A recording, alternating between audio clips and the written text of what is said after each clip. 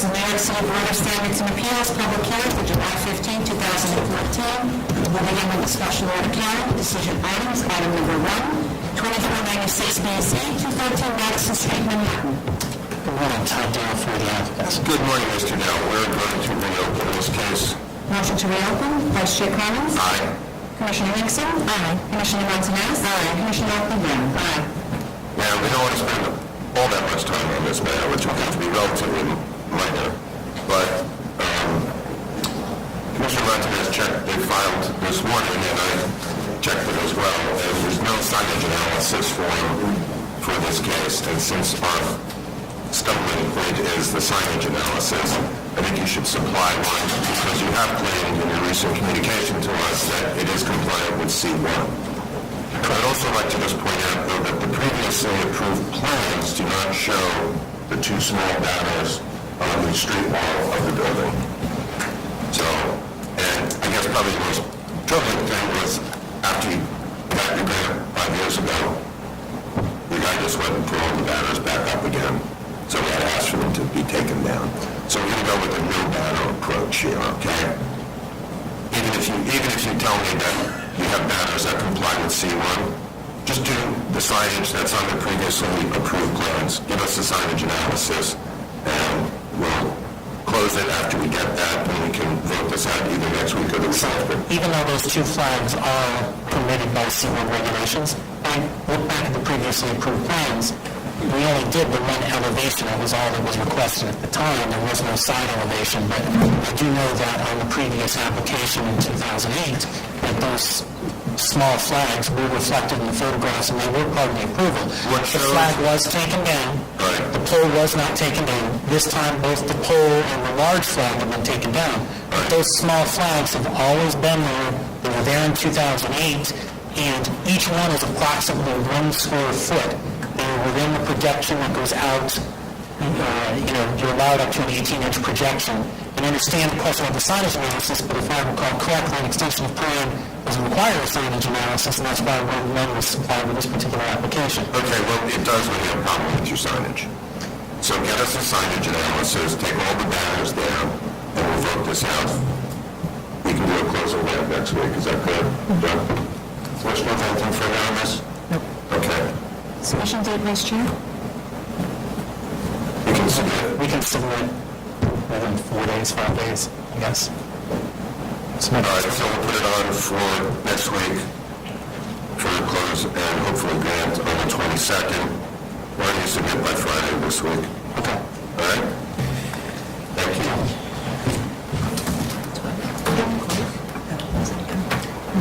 Motion to close? Vice Chair Collins. Aye. Commissioner Nixon. Aye. Commissioner Montanez. Aye. Commissioner Brown. Aye. Okay.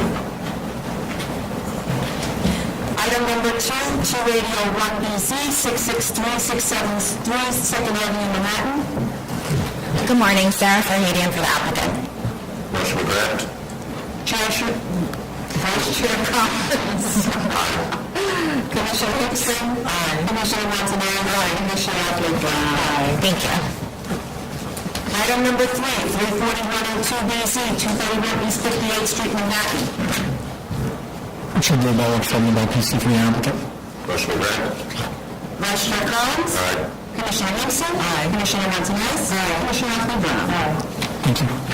Continued hearing items. Item number 4, 42770 BZ, 3801, 3805 Beach China Drive, Queens, Colorado. Is the applicant here? We'll second call this item. Item number 8, 18696 BZ, 145 2125 Liberty Avenue, Queens.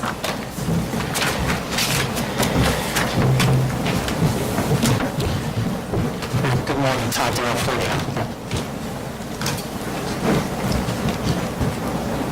I have some questions on there. I think it was Commissioner Brown who suggested that detailing the proposed signage. No, in this case it was on. This is Liberty Avenue. Yeah, no, on the Liberty case.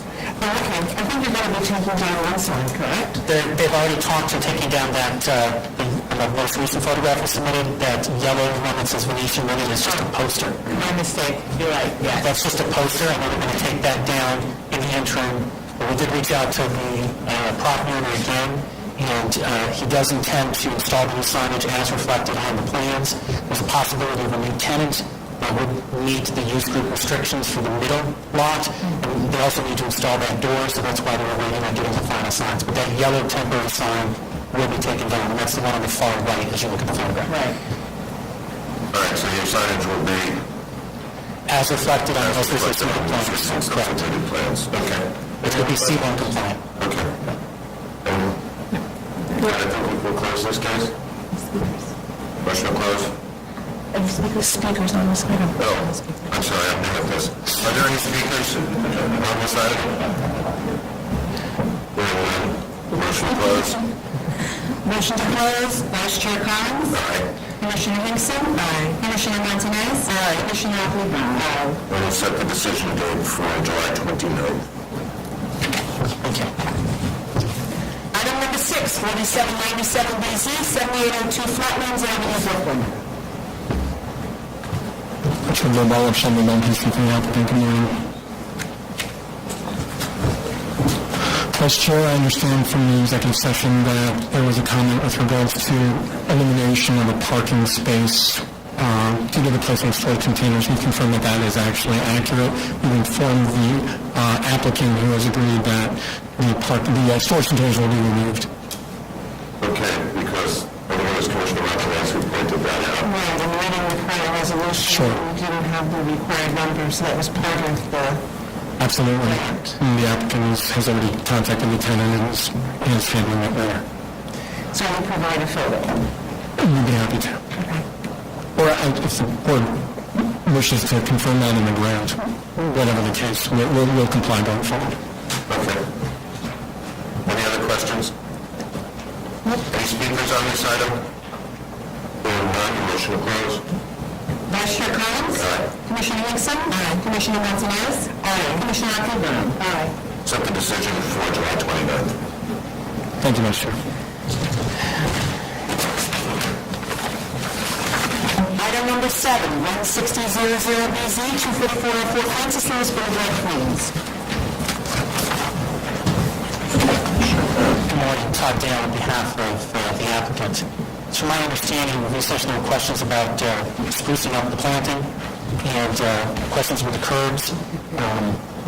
We've asked if we can get maybe 3 weeks to submit. We've already started working on getting the planting taken care of and addressing the curb issues, and we should be able to submit proof of what they've done within 3 weeks. I think the specific question was whether or not the placement of the vacuum equipment would impede circulation at the curb cut. Is that correct, Commissioner Montanez? Where some of these parking lots, I think it's 4 spaces, they have installed in those parking spaces 3 vacuums and a coin-operated car wash. And it's adjacent to a curb cut with, giving access onto the station. So it's just not clear whether you can have all that, have the parking in front of those pieces of equipment, and, maintain proper accessibility and maintain the proper number of parking spaces. Understood. They'll review that. Thank you. Well, that was the status of the last hearing. I will pass that on. You understand the concern? I understand the concern, yes. Are there any speakers on this item? Okay, so we submit on August 5th, and the hearing will be continued on August 19th. Thank you. Thank you. Item number 8, 2403BZ, 17802 Union Turnpike, Queens. Good morning, Josh Smith for the applicant. Commissioners, are there any questions on this case? I think we're generally satisfied with the plantings and landscaping and your response on the storage shed as well. Thank you. Okay. Any speakers on this item? Hearing none, motion to close. Vice Chair Collins. Aye. Commissioner Hinkson. Aye. Commissioner Montanez. Aye. Commissioner Appleby. Aye. And we'll set the decision for July 29th. Thank you very much. Thank you. New cases, item number 9, 765 of 50BZ, 1430-36 Unionport Road, Bronx. Kenneth Coons, applicant. Good morning. I think we had a couple of questions. It's a fairly straightforward case, but Commissioner Hickson? I did.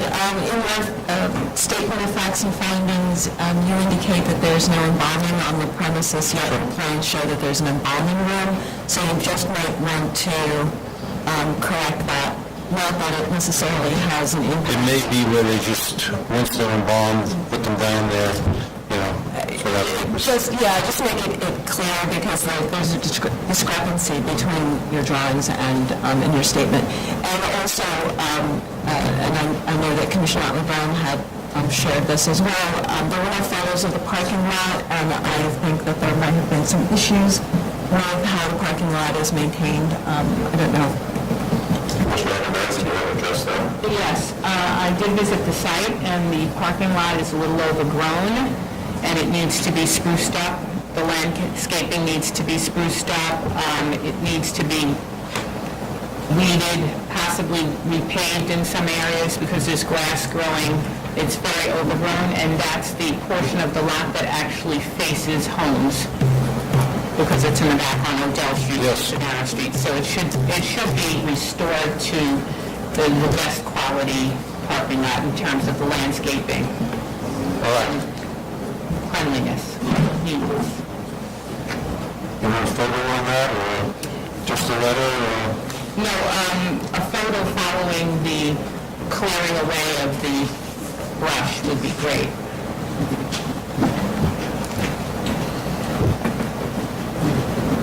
Other issues or concerns? Okay, so it's the condition of the parking lot and achieving some consistency between what your statement says and what's in the drawings with regard to the embalming room. Can you submit by August 5th? Yes. Okay, so why don't you do that, and we'll have the hearing on the 19th of August. Did we ask for speakers? Speakers. He's not in the room. Okay. Excuse me, Wes. All right, going to speak on this item? Seeing none? Okay. Item number, See you on the 19th. item number 10, 8892BZ, 3007 East Tremont Avenue, the Bronx. Mr. Coons? Good morning, Kenneth Coons. Okay. Again, we have a question with the parking for the diner here, although it is across the street and technically is not under our jurisdiction because the variance does not extend to that lot. It did originally, I believe, E3, the board's resolution specified that 5,000 square feet of that lot be devoted to parking as a condition. It's in the resolution. Okay. It wasn't clear that, at least perhaps I missed it, but in your papers you seem to indicate that that was taken out, had been removed from... It was, I filed, I don't remember what year I filed to remove it. And then they came back in 94 to extend it and put it back. Okay, so we want to go through your papers and make sure that it's clear. Yes. Because it was a little confusing. Fine, you'll be very happy if it's under our jurisdiction because it's not in bad shape. The lot? Now, Commissioner Otley-Brown? Well, the lot could definitely benefit from striping so that people actually can follow a path to a parking spot. And also, you could also benefit from having some screening on the portion of the lot that borders the residences, which I believe is the northern portion of the lot, which is currently just grass.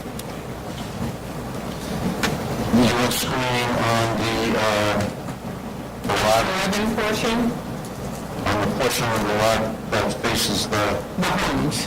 Yeah, I thought that was screened, but I'll check Right it. now, it's just grass. The funny part is I'm there every day now, I do it wrong. And there's, if it is part of the grant, I don't even think you have a layout, a parking layout or a plan that's been submitted. Well, it only required 5,000 square feet, and we have more than that. Right, but if it is a part of this property and to be considered for the same variance extension, there should be some sort of a plan that at least shows us the lot. And architectural plan, a drawing that shows us a lot and shows us the layout of the parking. Striping should follow and correspond with whatever is in that layout. Okay. You want it striped? Striped and landscaped. I have another You question. want it striped before That would be great. the resolution, or make it a part of the resolution? No, I think it would be better if you can stripe. What are we doing now? Yes. Okay, regarding the parking, your zoning analysis mentioned 16 spaces. Is that what's required? No. 5,000 square feet of the lot was required. Didn't specify number of cars. Okay, and then somewhere in your papers, I think you said there was parking for 40 cars? Yeah, Then on the because zoning... we're actually providing more than was required by the board. Okay. Then on the zoning analysis, what is the meaning of the 16 parking spaces? Pardon me? On your zoning analysis, it shows that there are 16 parking spaces. Where did that number come from? It came from the approximate number of cars that are there available. There are some slopes on the side of the property which reduce the area, but generally that's the number of cars that we have available. Okay. But you're going to be able to strive for 40? You believe? Surely. Okay. Commissioner Henson, you have an additional I question? did. Adjacent to the building is sort of this triangular shaped shelf area, and it seems to be roofed and pretty much enclosed. And I'm wondering if that had been included in your floor area calculation for the property. I believe it was, but it's really open. It's just fenced and a weather enclosure roof. Well, it appears that at least two sides of that sort of triangle look like the building actually makes those two sides, and then you've got this roof. So if you could just go back and check to make sure that you've got your floor area calculations correct. Okay. And if indeed it's enclosed, you're going to have to include that as floor area. And then I also have a question. In the previous grant, all of the new HVAC equipment that was, I guess, for the addition to the property the last time around, was supposed to be, I guess, on the original building, on the roof of the original building, and I'm wondering if that is still the case. Yes. For additional HVAC that's kind of migrated. No, the resolution called for it to be on the roof, and it is on the existing portion. On the existing portion only. Okay. So yes, just come back with a correct floor area calculation, or just tell me that it had already been included. That would be fine, but just check that out. Okay. Thank you. Any other questions, Commissioners? Are there any speakers on this item? Okay. We'll put you on the same timetable as the prior case. Yes, please. Submit on August 5th. We will continue the hearing on August 19th. Thank you. Item number 11, 15207BZ, 8701 Fourth Avenue, Brooklyn Fire Department. Good morning, Vice Chair and members of the board. Eric Levin. We have a couple of questions. Commissioner Martinez? Right. I remember when we had our last extension of term, we wanted you to put in sprinklers within 6 months because you had been operating without them. Yes. At this point, could you provide us evidence that they have been installed in town? Yes, we will. They have been installed. There are sprinklers. There are sprinklers over the staircase, and there are sprinklers in the men's and women's room. And we will provide you with documentation of that. And there is no ADA? No, the building predates. The building's turn of the century, of the latter century building, as you can tell from the photograph, so it predates that. But the facility itself within it is ADA compliant, meaning that the men's rooms and the women's rooms. But obviously, we're ADA compliant to the extent we can be, but there's no, it's a second floor space, so there's no elevator to it. And what is the delay in terms of getting your C of O? The C of O is Well, obviously our space, but we're also hinged on the ground floor space, which is not under our control, that has a separate architect that's doing the filings there.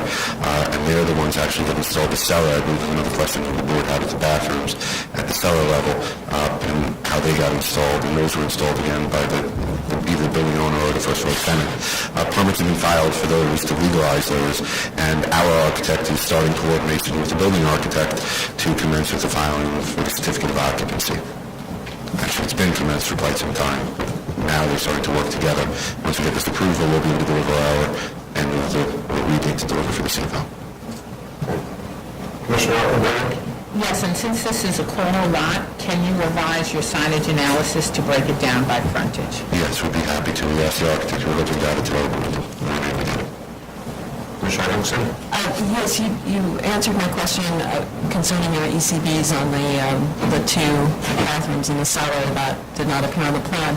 However, I think you might just want to check that you state that you're in substantial compliance, and I guess you're really not. So if you would make that correction. Sure, I'll correct that because we don't have the right permits. You do not. You do not. I did not mean to mislead. Any speakers on this item? Okay. Can you submit by August 5th? Yes, we can. Then you do that, we'll do the hearing on the 19th of August. Thank you. I'd ask if it's acceptable with you, if everything's okay, would it be possible to close the back button? I can't answer that question. Thank you. Appeals calendar, item number 12, 4507A, 1472 East 19th Street, Brooklyn. Eric Bobbitt. Motion to grant. Vice Chair Collins. Aye. Commissioner Hinkson. Aye. Commissioner Martinez. Aye. Commissioner Brown. Aye. Thank you. Item number 13, 26607A, 1602, 1610 Avenue West, Brooklyn. Good morning, Lord Johnson from the Office of Frederick L. Baker. Motion to grant. Vice Chair Collins. Aye. Commissioner Hinkson. Aye. Commissioner Martinez. Aye. Commissioner Brown. Aye. Thank you. Continued hearing items. Item number 14, 80-11A, 84, 85, 11A, 103, 11A, 334 East 9th Street, Manhattan. Marvin Metzler. Morning, Vice Chair. Commissioners. Mr. Metzler, I know you were here yesterday for the committee session. I know you've spoken with our staff since then. I think you understand what the concerns are that have been raised by both Commissioner Martinez and Commissioner Hinkson. If you're prepared to address those, why don't you go ahead and do that? Yes, based upon comments by Commissioner Hinkson, you're absolutely correct. The detail we showed did not reflect the actual construction of the building. We have last night prepared modified plans, which I'm prepared to submit.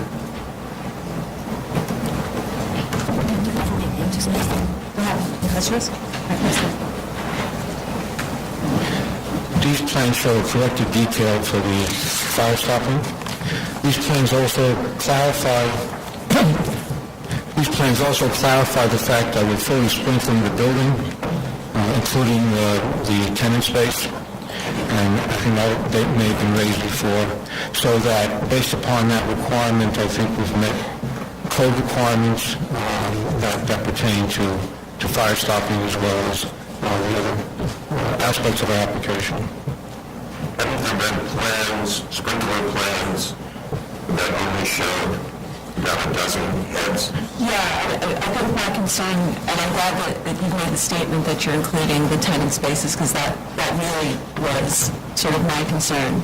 I'm wary of sort of a wholesale waiver of fire stopping in all areas, where, especially areas that are not covered by the sprinklers. So if you're telling me that the tenant spaces are to be fully sprinkled, make sure that that's reflected on your plans. You say that the building is fully sprinkled, but, in looking at what's actually been filed, I think you've only got 11 heads that you filed for in each of the buildings. So, there's a little discrepancy. But if you're representing now that the tenant spaces are going to be sprinkled. Yes, we are. Okay, then make sure that appears on the plan. Certainly will. In a little more detail than it it is right now. Okay. I will take a look at Very good. Thank you. Commissioner Martinez? Right, yes, I made the comment yesterday about my question of whether the DOB had previously, when they were doing the unauthorized MDL waivers, had completely waived fire stopping on buildings that they approved.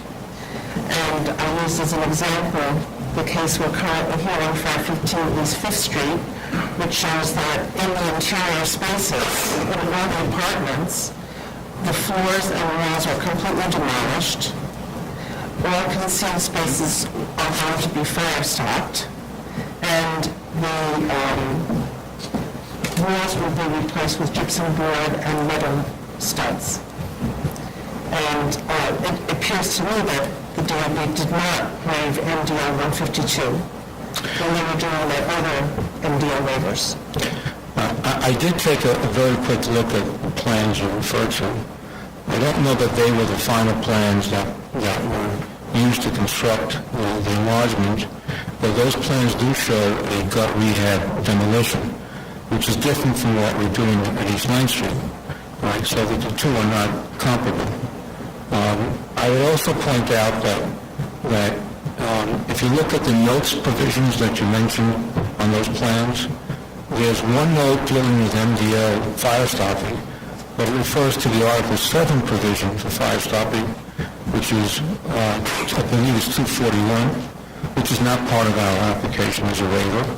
It makes no mention of an Article 5 fire stopping, which is a whole different provision. It also makes mention of the building code provision 27-345 on fire stopping. That provision is exempted if we sprinkler, which we're doing here. So if you look at those plans and try to relate them to our application, I don't think there's a conflict. Okay, can you submit something along those lines in writing? Sure, I'd be glad to do it. I can do that in a matter of a day or two. So you're saying that if there's sprinklers in the interior spaces, the fire stopping according to the building code? That's correct. That's correct. Okay. Any additional questions? Any speakers on this item? Which usually are. None today. Okay, Mr. Winston, can you submit to us in a week for the 22nd? And do it in 2 days. Okay. There's not much here. All right. I think if you make that submission with the revised plans and the statement that Commissioner Martinez has asked for, I think the record will be largely complete. So I think we can close the hearing on this. That you submit on the 22nd, we'll put it on the calendar for decision on the 29th. Thank you very much. Motion to close. Vice Chair Collins? Aye. Commissioner Hinkson? Aye. Commissioner Montanez? Aye. Commissioner Brown? Aye. Thank you. Item number 15, calendar number 10314A, 55 Bedford Street, Brooklyn. Good morning, Sarah Farhadian for the applicant. We had a representative attend the executive session yesterday, and I understand that the board was satisfied with the letter we submitted, but if you have any further questions, I'd be happy to answer them. Ms. Holmes, anything further? No. Any speakers? No.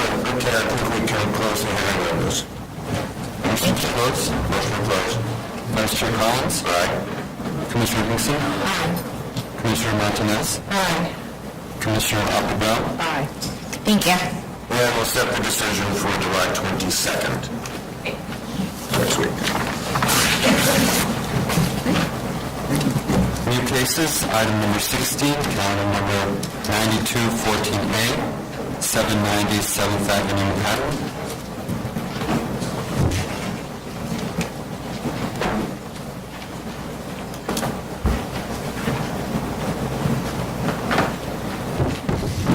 Good morning, Vice Chair Collins, Commissioners. My name is Jay Siegel. I represent the applicant. I understand there were 4 questions yesterday at the review session that I'd like to address. The first one was for us to confirm that there were 169 units that were affected, would be affected by the proposed tower. This is a drawing which demonstrates that. One wing has 5 windows for 13 floors. that are affected. So that's for 65. The top 4 floors have 2 windows each for 8. So on this side, there are 73. The other one is even simpler. There are 16 floors with 6 windows each for 96.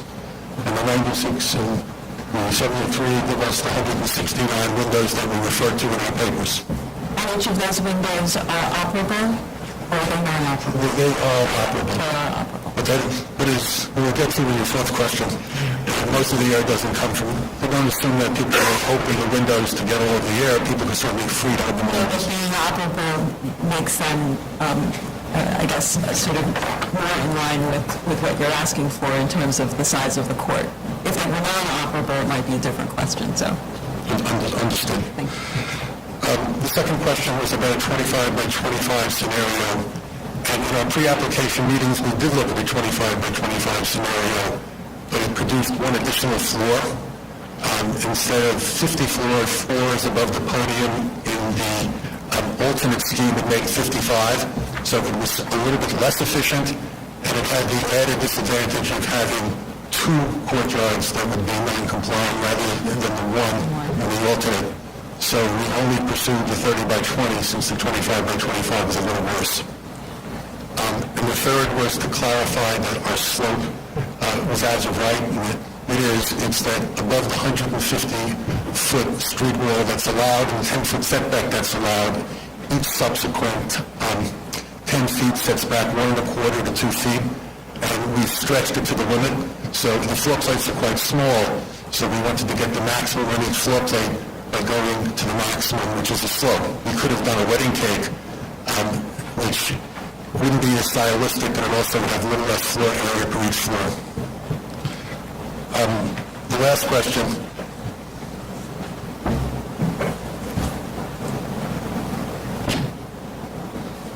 The last question is to do with the air circulation system. There are 2 outside air units in the 23rd, in the top floor in the mechanical equipment room.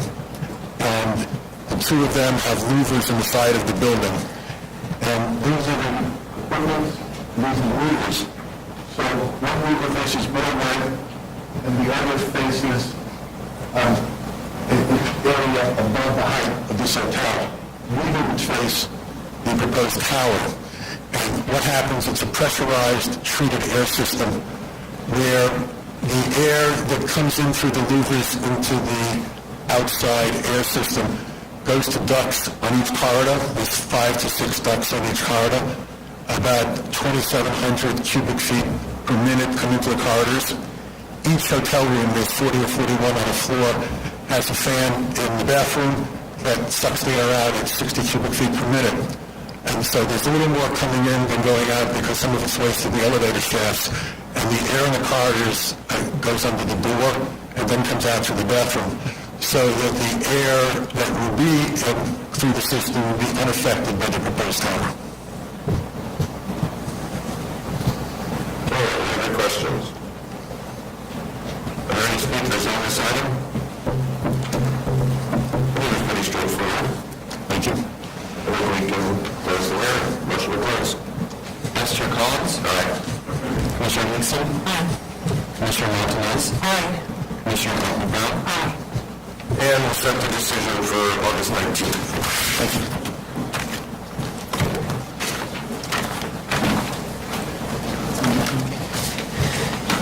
Zoning calendar, item number 17, calendar number 29713BZ,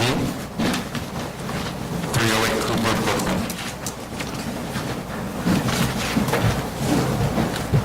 Richard Lindell, Shingle PC for the applicant. So we're still dealing with DEP?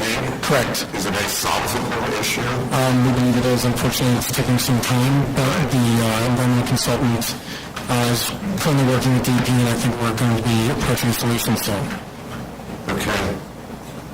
So, 60 days? I'd actually optimistically ask for something closer to a month. My calendar here.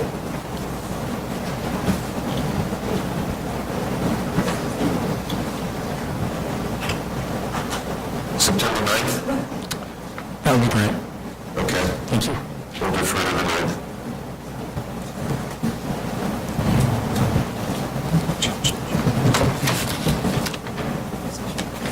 question. Item number 18, calendar number 1514BZ, 12-03 150th Street, Queens. Good morning, Commissioners. Ron Mandela, David F. Hutchins, Citron, for the applicant. Motion to grant. Mr. Collins? Aye. Mr. Higginson? Aye. Mr. Martinez? Aye. Mr. Brown? Aye. Thank you very much.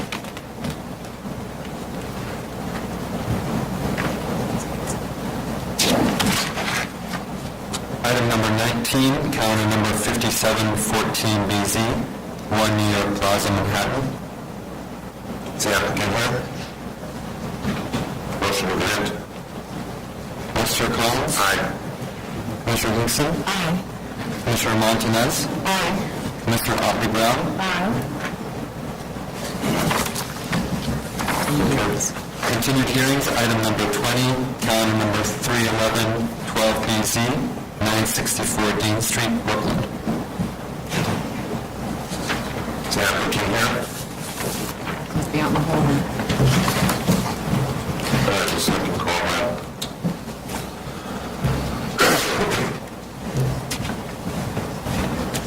Item number 21, 213BZ, 438 Target Street, Staten Island. The applicant's asked for an adjournment. So we will hear this on the 29th of July.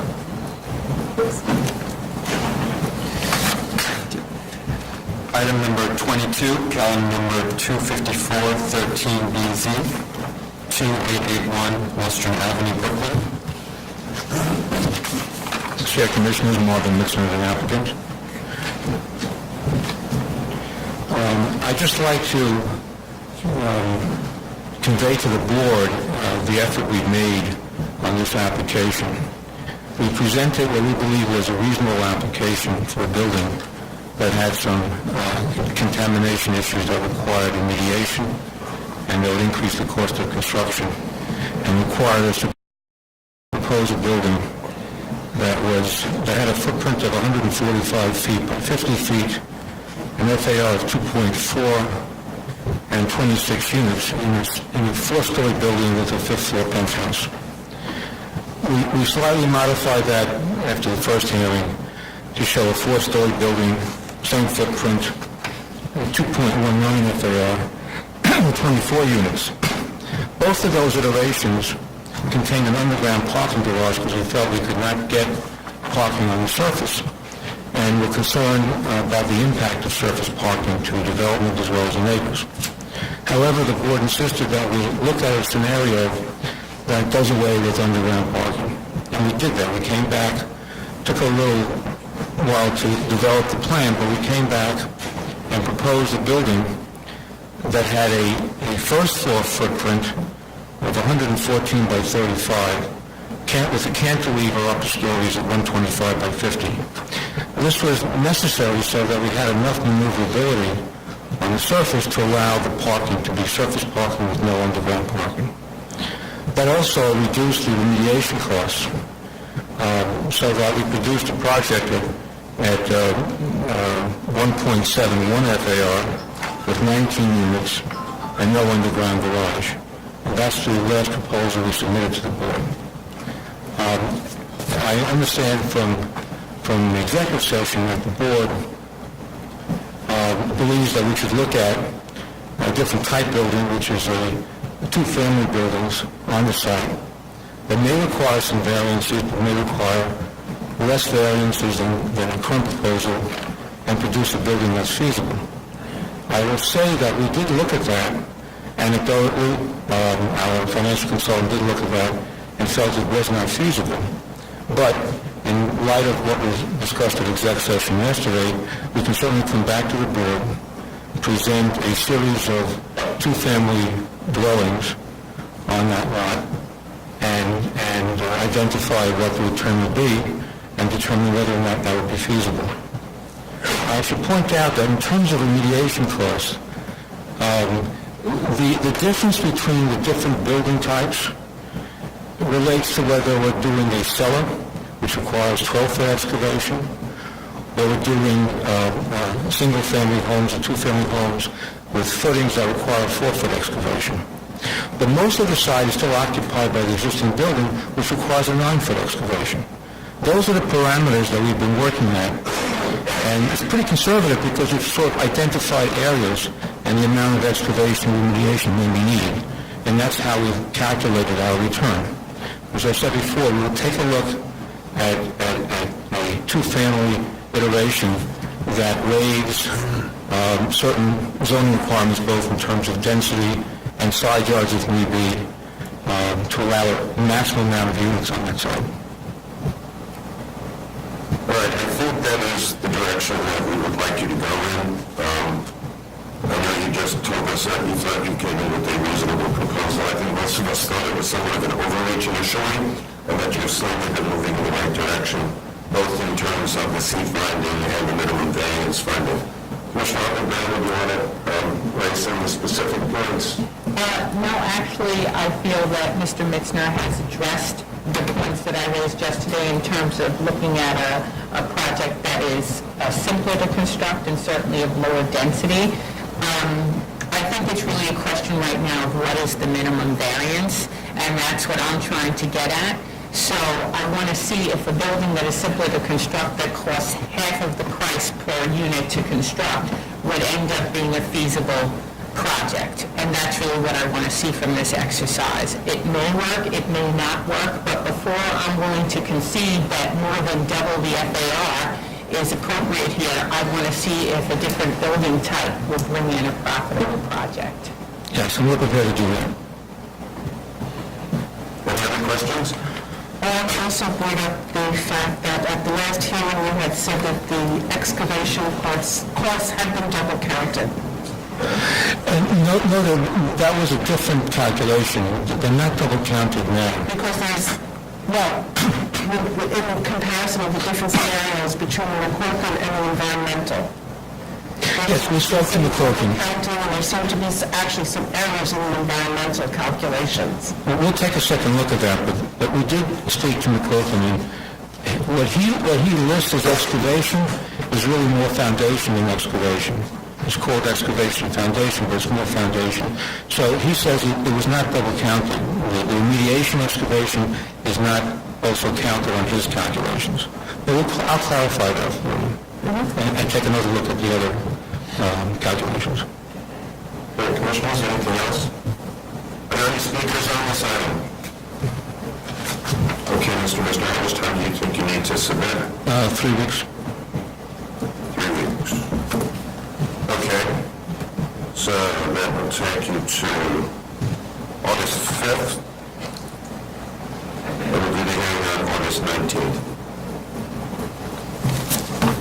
Okay, thank you very much. Thank you. Item number 23, calendar number 256 through 259, 13BZ, and 260 through 263, 13A, 25, 27, 31, 33 Sharon Avenue.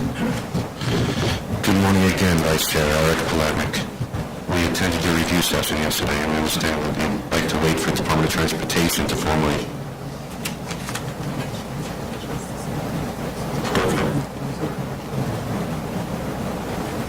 All right, so you know the question is the DOT, I believe. turnaround and what that needs, and staff just explained to me that the staff person at DOT was on vacation but is now back and looking at it. Yes, and we hope to have an answer soon.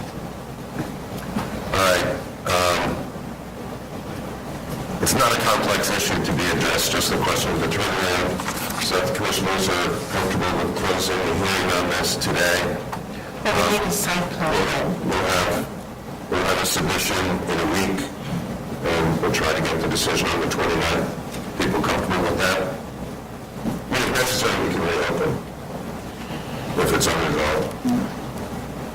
Any speakers on this item? Hearing none. Motion to close. Vice Chair Collins. Aye. Commissioner Hinson. Aye. Commissioner Martinez. Aye. Commissioner Otley Brown. Aye. Thank you. So submit in a week on the 22nd, and if everything is fine, we can vote this on the 29th. If it's unresolved, we'll reopen. Thank you very much.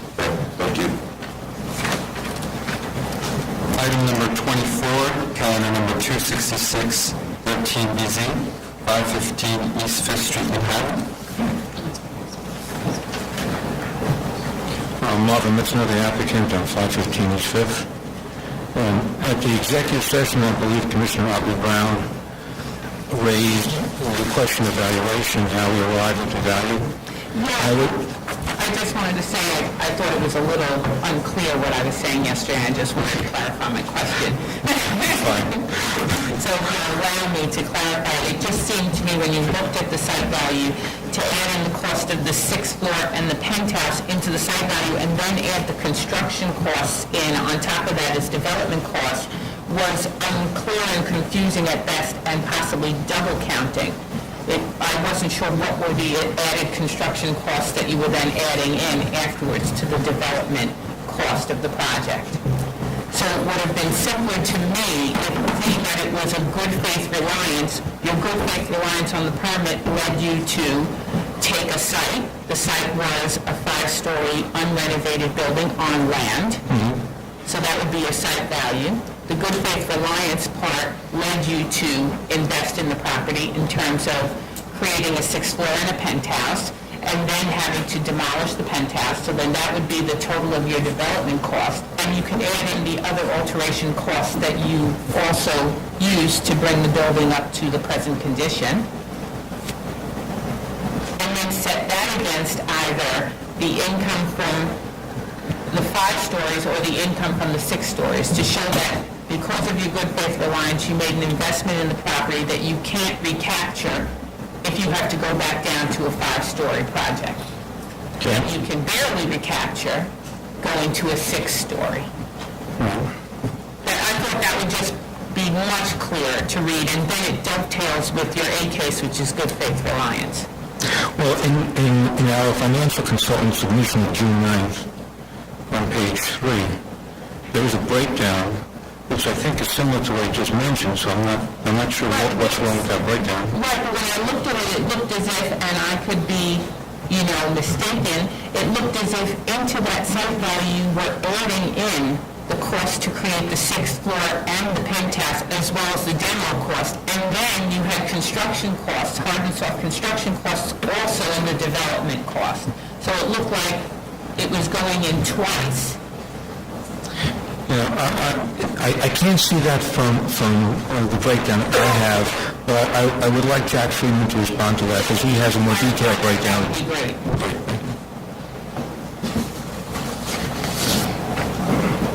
Good morning, Jack Friedman. I think you just clarified something, and I just want to make sure that I understand the clarification. We included, as you had asked for, the development cost for the 6th floor and penthouse in the value of the site. And you're saying that we then also included that cost in the development.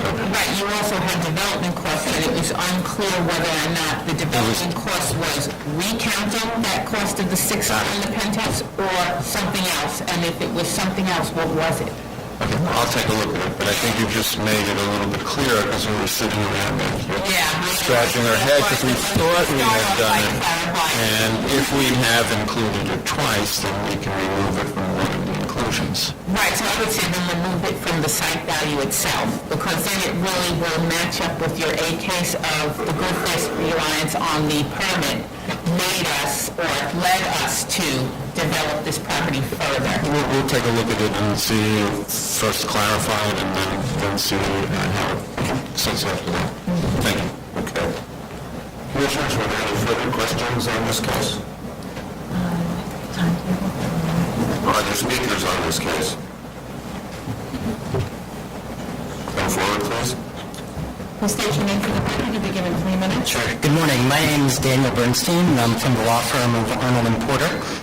Our client, the Tenants Association of 515 East Fifth Street, does not believe that the variance request is warranted here because the owner has not satisfied each of the requirements for a variance.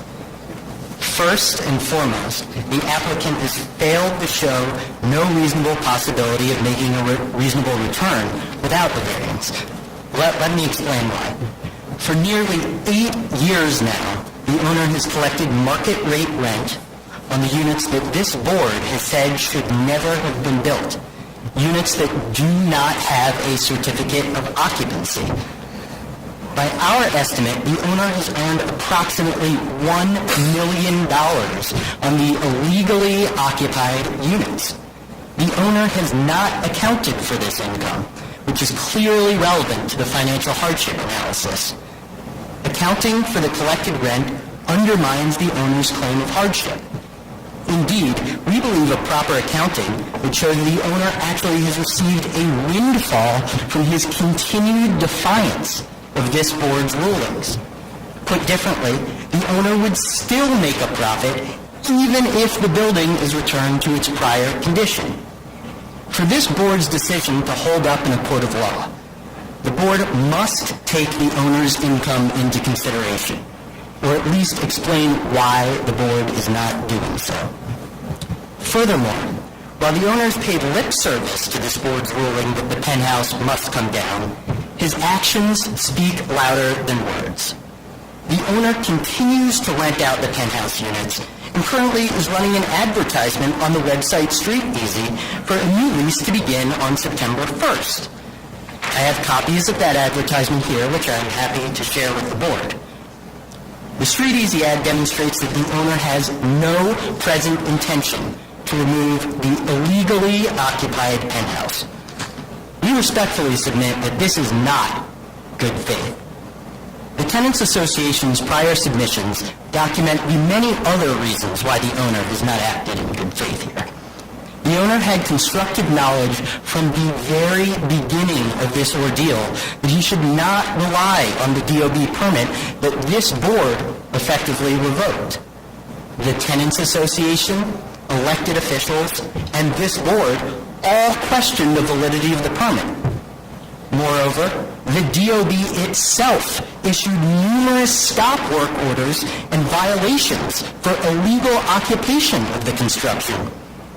Contrary to the owner's suggestion, there is no evidence whatsoever of a long-standing DOB policy authorizing the type of illegal construction at issue here. The variance request should be denied. There are no unique physical conditions. I would just say that on behalf of the Tenants Association, respectfully request that the hearing be continued so the board can take into account the income these unlawful apartments have generated for the past 7.5 years.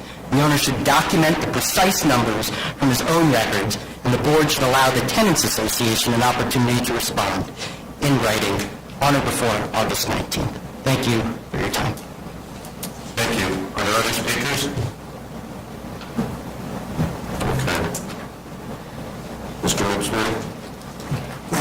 I believe you heard us say yesterday that we will establish a timetable for the removal of the penthouse. Yes, let me just clarify that.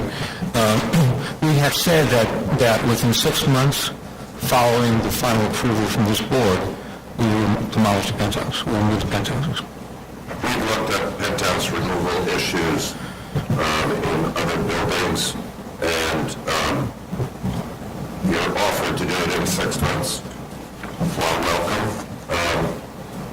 may not be the final word. I think that the commissioners will deliberate and determine what is the reasonable time for the removal of the penthouse. That's fine. We will, once we get the file approved from this board, we will file appropriate applications of buildings and proceed with those applications. Understood.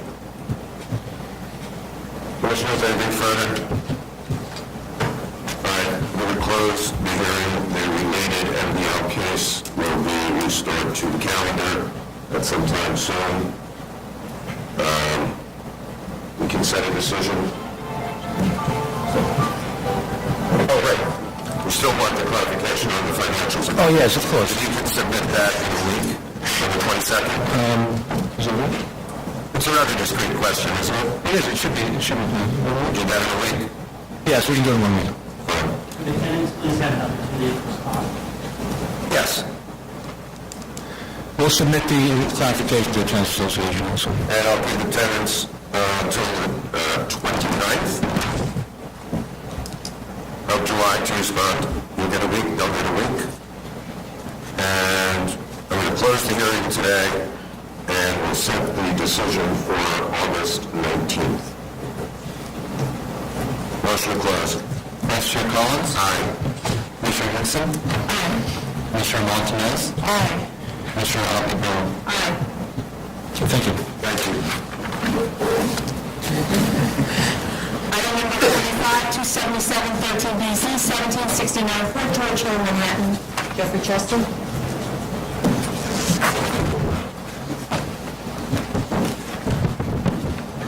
Good morning, Commissioners. Jeffrey Chester for the applicant.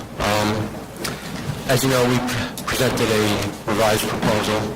Actually, we presented two revised proposals, the second of which, 12-story, a number of units, 113 units, we changed the unit mix.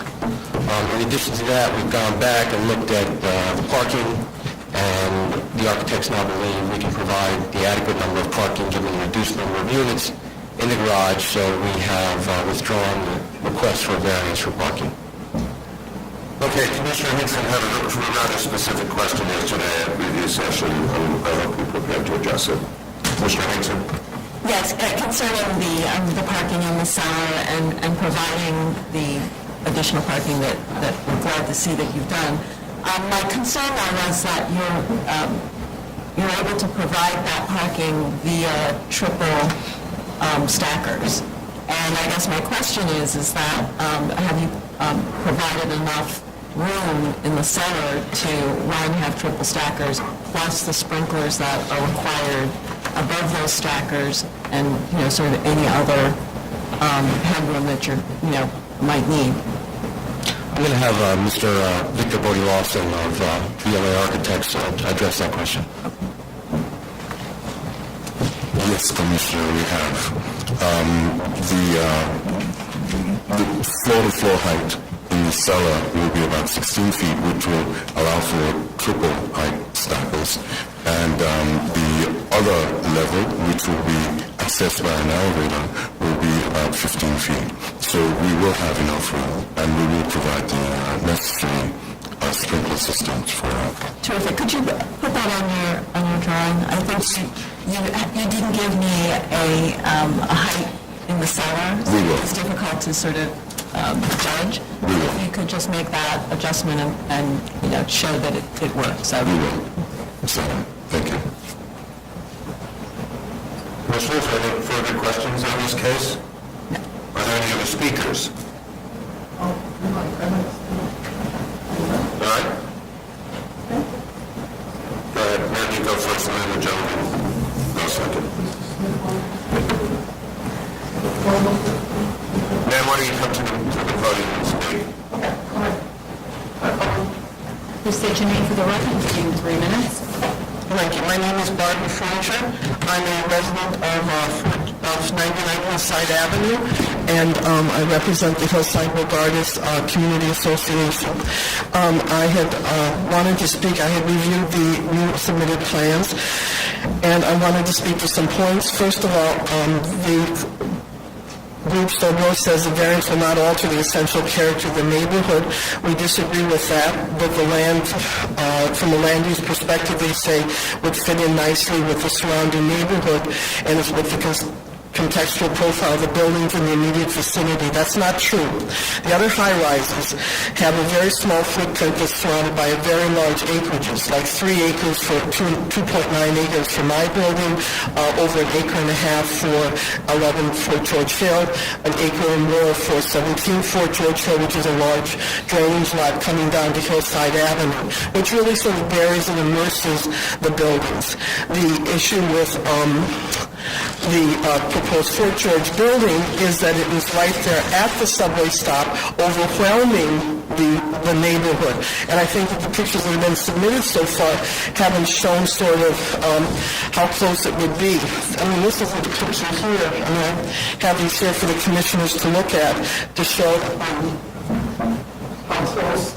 This is how close it is to the subway. You have to speak into the mic, please. That first picture there shows how close that property line is to the subway. That's the actual property line, and that's someone sitting there at the subway. You can touch them. The next picture shows how that someone would be walking back and forth. It says it doesn't pose any hazards.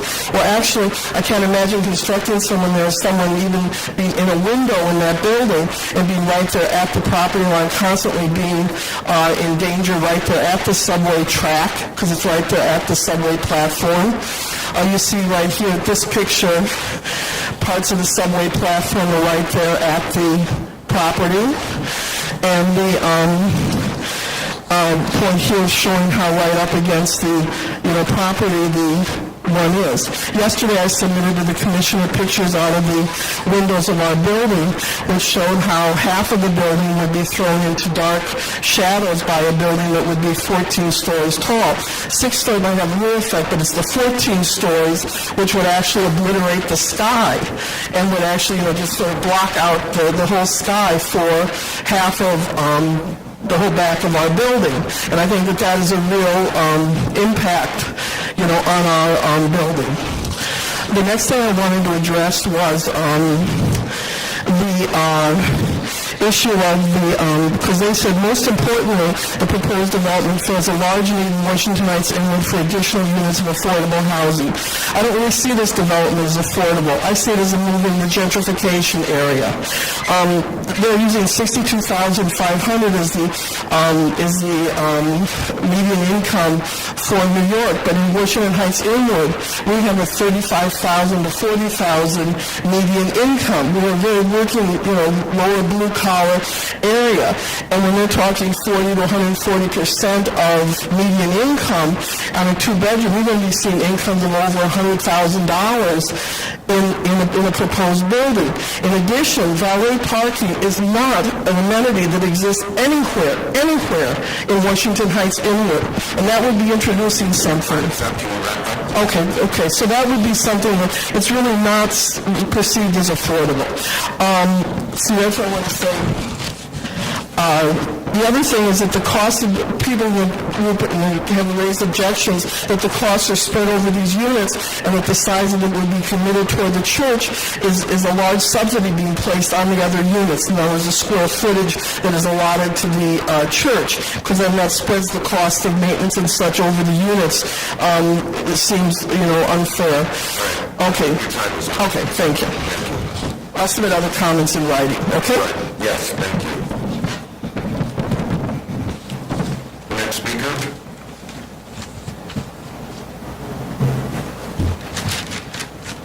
Good morning, distinguished members of the board. My name is Ebenezer Smith. I am the district manager of Community Board 12 Manhattan. I have been asked by the chair of the board to come over here and reiterate Community Board 12 position in this matter. Community Board 12 opposed the approval of this project as it is currently presented to the Community Board. And we oppose for the following reason. Reason number one is the density, the height, the floor area, and the dwelling units of the project presented. We have here 12-story building project presented when the area, for the height in that area is approximately 6 to 7. Also, the units that is presented is higher than that is allowed in that area. The project maximum allowable floor area exceed is 4.0 versus 6.76. That is the maximum allowed there. Reason number two, the BSA finding. As you know, the applicant has to comply with the 5 findings of the Board of Standard Appeals, and we want to refer to number C, to item C and E. C, if the variance is granted, will not alter the essential character of the neighborhood or district in which the zoning lot is located. Here, the project that is presented will definitely alter the character of this neighborhood. And C, if the variance is granted, the minimum variance necessary to afford relief, here, if the variance is granted, the project as it is, it will be higher. Reason number 3, Community Board 12 Manhattan understand the project. We met with the applicant several times, around 2007 and before 2007, especially in April 2010, January 2013, and the meeting that we hosted last year in December 2003. In many occasions, Community Board 12 discussed this project with the applicant and made recommendations, and they only complied with one of the recommendations, reducing the height 2 floors. Reason number 4, the size and distribution of the units. 50% of the citywide area and the median income is what they are proposing here. And nearly 60% of the project units are studio and 1-bedroom unit, and 48% of the project units are only affordable to households that make between 100% of the AMI and 130% of the ANI, with rents for those units that are going to be from $1,000 for a studio and $2,500 for 3-bedroom. Reason number 5, the public hearing has been recommended to the applicant to have a public hearing in the area to gather the opinion of the community, but to the best of our knowledge, this public hearing has not happened. And reason number 6, on December 4, 2013, we hold a public hearing at the community board, and the applicant present the same plans that presented in April 2010 and January 2013. For the foregoing reason, Community Board 12 opposed to this project as it is. We have sympathy for the project, but as it is presented to the board, we do not approve or recommend the approval by this board. Thank you. Thank you very much. Excuse me. Yes. I believe they've removed the studios. They followed your recommendation. Well, I was talking to the project that was presented to us. This is new. Well, this is the revised Yes. proposal and removed the studios. So- There are no more studios. Okay, this was not presented to the board. Okay. And my instruction was to defend the resolution here. Any other question? No. Thank you. Thank you. Mr. Chester, are there any other speakers? Yes? Well, if you're going to speak, you got to come to the microphone, please. Identify yourself.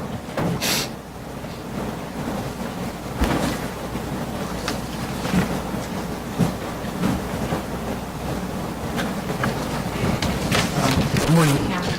My name is Ismael Trinidad. I am a secretary for the church, and I have the pastor with me today, Pastor Moises Cabrera. And on behalf of the church, and also speaking as a member of the church and a resident of the community for over 20 years, in fact, the pastors live on Hillside Avenue. I can say, and also knowing the community, because we have several community programs in the area. For instance, a food pantry program, we've been running for X number of years. And we know the people in the community. We've had a presence there for over 20 years now. And I can very assuredly say on behalf of the tenants that I would say that the majority would be concerned with having a building located where they were proposing to build. And I also don't think that the majority of the neighbors in the neighborhood would be concerned with a shadow being cast by that building. These are concerns that I think are reflective of a minority of people in the area. I myself, in somebody in the area, low income, who wants to live in a place like that, we need housing. If the percentage is low, we need low income housing. Because right now in that area, as you well know, majority of people live in overcrowded conditions. They live in 1-bedroom apartments where you have a family maybe of 5 or 6, or illegally divided apartments. So there is definitely a housing crisis, and I think some of the reasoning that we proposed by some of them are unfounded. I mean, if we were to have, I would welcome having a public hearing in the area.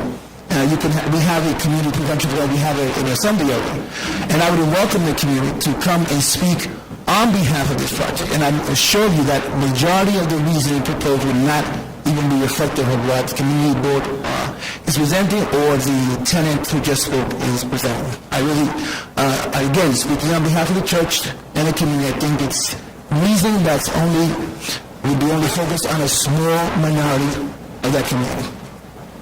Great, thank you. Thank you. Any other speakers? Okay, Mr. Chester. So we have a couple of modifications to drawings to address Commissioner Winston's concerns about the sprinklers. Correct. Can you get that to us by July 29th? Yes. Okay. So do we make that the submission date? Commissioners, are you comfortable closing the hearing? Yes. So we'll close the hearing and set the decision date for August 19th. Thank you. Motion closed. Vice Chair Collins? Aye. Commissioner Hinkson? Aye. Commissioner Martinez? Aye. Kathy Brown? Aye. Item number 26, 299-13BC, 4299 Helen Boulevard, Staten Island. Good morning again, Vice Chair and members of the board. Eric Palatnik. We attended your review session yesterday, and we made a submission late last week that was in response to some concerns that we received from your zoning examiner. And I believe most of the submission that we made yesterday should have addressed your concerns, which include showing evergreens planted around the perimeter of the property, as well as revised statement of facts to address the character finding. And I believe your board had some questions about a request that the canopy out front be removed, which has not yet been done due to the client just hasn't been able to find somebody to take it off over the weekend, which we're hoping was going to have done, but we'll be happy to do that right away should the board desire. All right. I think the submission that we just described came in this morning. Okay. Yes, and I apologize that it wasn't on your desk when it should have been. I have a question. Is there some reason why we don't want tall shrubs?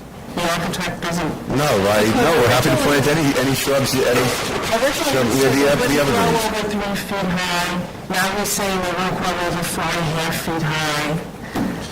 There shouldn't be a limit on It it. says that they're supposed to be 4 feet when planted and 6 feet at maturity. So is that a problem with that? 4 feet and 6 feet of maturity? There's no problem at all. Because he's specifying that they're not going to be, now he's within 3 feet to 4.5 feet. At planting, and then 6 feet at maturity. No, he's saying that it's them to a maximum of 4.5 feet. That's the latest version. So, and then could you give us details of the existing / proposed signage? Yes, I'd be happy to. I'm just going back to the plan submission, perhaps, and I know these revised plans came to you yesterday.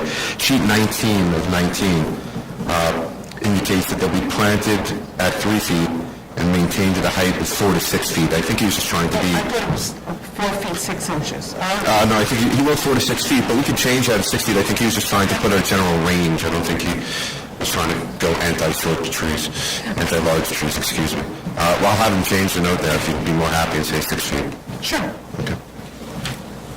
Any other questions?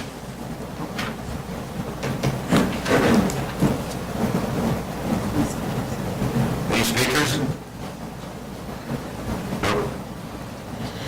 All right, Commissioners, I think we can close this. Subject to the revision that Commissioner Martinez just asked for. Okay, motion to close. Vice Chair Collins? Aye. Commissioner Hinkson? Aye. Commissioner Martinez? Aye. Commissioner Brown? Aye. Then we'll set a decision date for August 19th.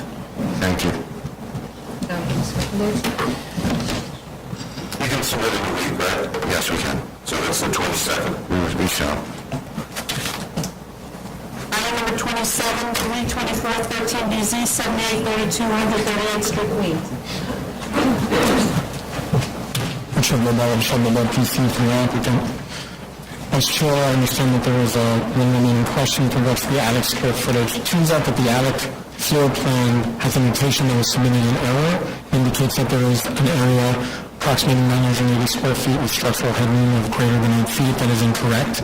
A review of the 2010 DOB plans as well as the section indicates that the maximum structural headroom is actually under that 8 feet. So the square footage is within the 10% permitted by the section 73621. So you made that correction on the plan? Yes. And, Correct.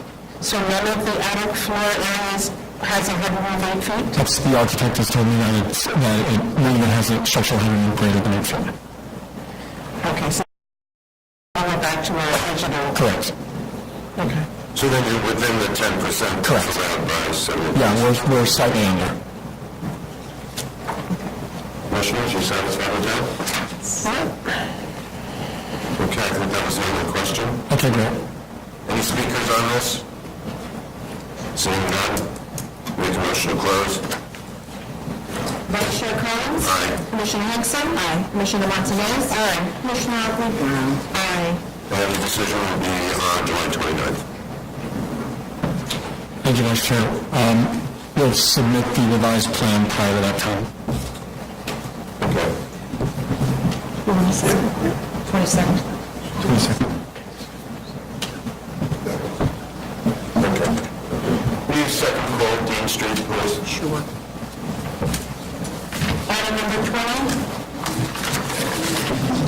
31112 PC, 964 Dean Street, Brooklyn. Well, good morning again, Eric Blatnick. I apologize I was not in the room when you called it the first time. We attended your review session yesterday, and we heard your board's question relating to the cellar space. The answer was that no, it was not included within the analysis for the financials. There's been no value attributed to it. And why would that be? It seems like it would be in demand in any situation.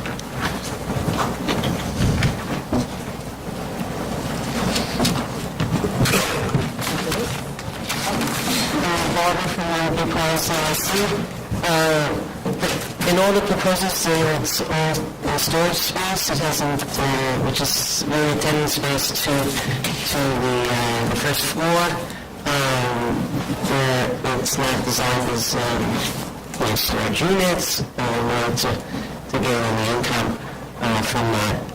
So it's very retained. I don't think there's even access to have a separate access and have utility. It would be assigned income.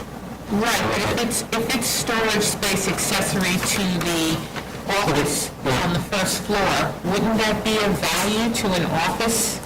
That they have a lot of space downstairs where they can store records and such? Well, typically the rent reflects ground floor, but it also can reflect that it exists. I mean, we can certainly, add.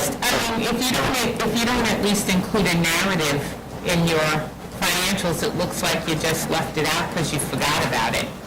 So I think it should be addressed. If you feel that it's not adding value to the space in terms of getting more income, then state that. Or if you feel that whatever rent you can get for the space includes the fact that there would be storage and that the comparables also include storage in them, then state that. And we know That is the latter assertion, is the latter statement you just made is our assertion that it is included within that. it doesn't look like it was left out. Understood.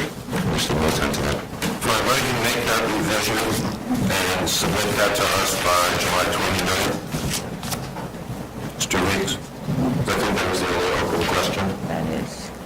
Right, I think we can go ahead and close this. Motion to close. Speakers. Anybody? Speakers. Speakers. No speakers. I keep forgetting to ask for the public. That's very undemocratic of me. It's an oversight. Okay. No speakers. Motion to close. Vice Chair Collins? Aye. Commissioner Henson? Aye. Commissioner Montanez? Aye. Commissioner Oakley Brown? Aye. Okay, so we submit on the 29th. We'll render the decision on August 19th. Thank you. Do you want to do the second call on the Let's do the second call on each channel. Item second call, item number 4, 42770BZ, 3801, 3805 Beach Channel Drive, Queens. Is the applicant here? No, it's adjourned. Let's adjourn that to the 29th of July.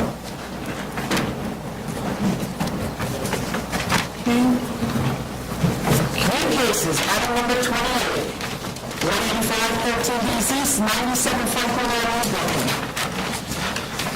Hello, good morning again, Eric Blatnick. Again, we've attended your review session yesterday, and we heard your board's discussion. We had a few issues, one related to the uniqueness discussion, another question related to the return for the residential scenario, and I believe the third question spoke to the cellar level, and the use that the cellar level is going to be put to. So I suppose to start at the simplest of the questions first and work up in progression of difficulty. The question that the board posed yesterday about the cellar level was, how will that be utilized, I believe, if I'm correct. answer to the question is it's proposed to be utilized, the building is set up in such a way, as you can see from the review of the plans, that there's a first floor unit, which is the smaller of the units, and then a second floor unit, which is a duplex connected to the third floor. And the idea is that there'll be a large family that's intending to occupy the second floor. And the idea is that the cellar level will be used as a recreation space of sorts for that family. It would be a space of storage, it would be a space for the children maybe to play, and things of that nature. And that is the intention of having the cellar level. You can see there is a separate staircase that's cordoned off. It's only given access to the cellar by the unit that's designated as Unit 1, which is the second and third floor. And there's actually a storage space at the first floor for them to keep their strollers and whatnot as they come into the building. And then they have their own private entrance down to the cellar level. There is no intention to make it into a living space. Simply, I think it could be guaranteed that fact by the fact that it's separated, the cellar is separated from the space, the residents that can be occupying it by the first floor. So it would be hard-pressed to find a family, I think, that would separate their children and put them 2 floors below them in an entirely different space. On your drawings, I'd like to see a note stating that there's no habitable space in the cellar. Second, I think that DOB is going to have to review, especially in the rear, because you've got the cellar that it protrudes up above grade in the rear yard. So I think you're only permitted something under 3 feet or whatever it is, but it looks like it might be higher, so therefore I think DOB needs to review that and also review the fact that it extends further than the footprint of the building. So I think DOB might also have something to say about that as well. So I think you need to take a look at those. Is your desire for us to bring that before the Department of Buildings now while we're in hearings at the board? Well, I think that you should direct your architect to take a second look to make sure that what he's proposing is permitted. Whether or not you want to run that by DOB now is your prerogative, but I think that anything that we would approve would have to be conditioned on whether DOB can approve that encroachment. Understood. We'll find the right answer for you. We'll report back to the board. Okay. I think the front entrance to the cellar would be better spent with additional landscaping, and since it's accessory to the first floor unit, that only an internal staircase would be necessary. Okay. Commissioner Brown, I know you had some questions about the lot study. Right, but actually, if I could just jump to the other question I had concerning the residential rents while it's still fresh in my mind. Let's do that. The fact that that duplex also has cellar recreational space, now you're telling us, in addition to the 3,700 square feet, then I'm even more convinced that it has been undervalued, because it definitely is in great demand in that area, because there are very large families looking for as much space as possible.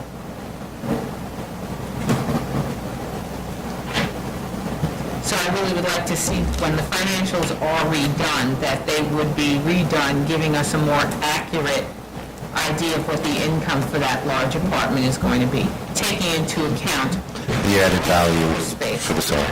Understood. Then the financial consultant couldn't be here today because of a vacation schedule, but I will relay the information. Okay.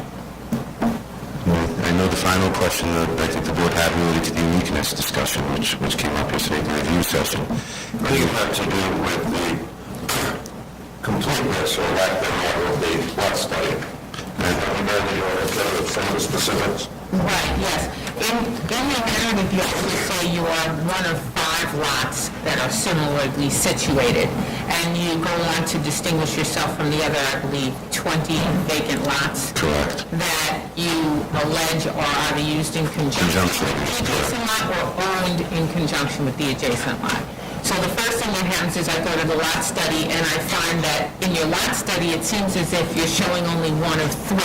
So the first question question is there only one of three and you're wrong in the narrative, or did the lot study fail to pick up the other two? There were two different narratives that were submitted, two different studies that were submitted at different times, and I think that's the confusion. We would like to coordinate the two. One just did a study within 400-foot radius, and then in response to a notice of comments, a study area was designated that extended beyond the 400-foot radius. So the disparity in the numbers you're seeing is, and that's my fault, one related to the radius diagram, the other related to the larger study area. And Mr. Ian Rasmussen, the building cartographer, is here today. He performed the studies. And if, with your permission, I'd like him to come up to step up to the podium to help address your question. Sure, I think that could certainly be addressed just by showing us which study is the study that you want to look at. But when looking at the study, I think that the study isn't complete in a number of ways. It's that you talk about how the other lots are distinguished from this in that they are either owned jointly with the adjacent lots or used in conjunction with.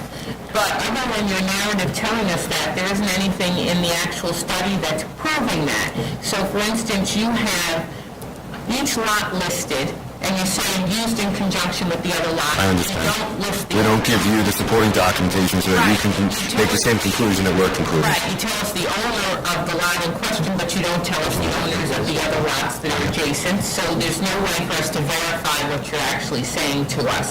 And then some of the photos that you provide, and you state that the lot is being used in conjunction with the adjacent lot, it doesn't look like the lot is being used at all.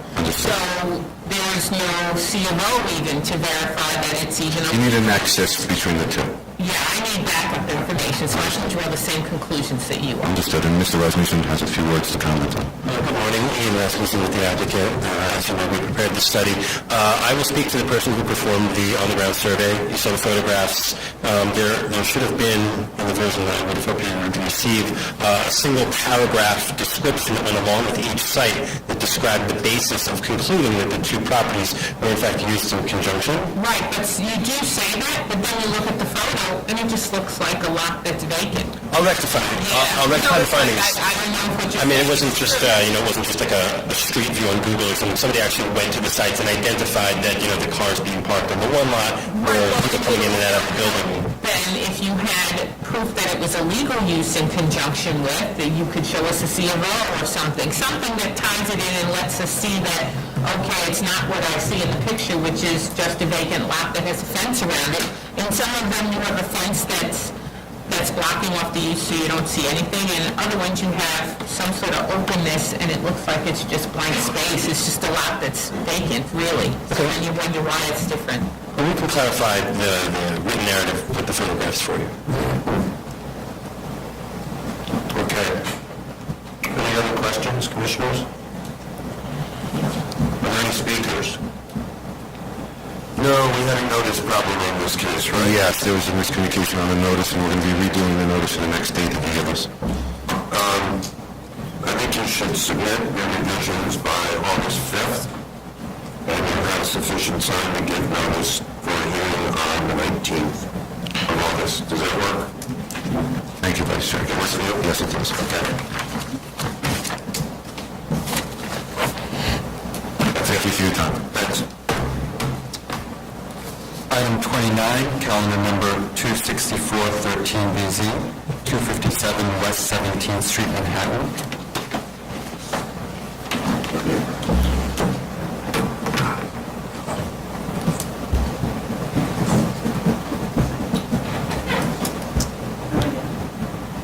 Good morning, Commissioners. I'm Frank Angelino on behalf of Brick Fitness at 257 West 17th Street.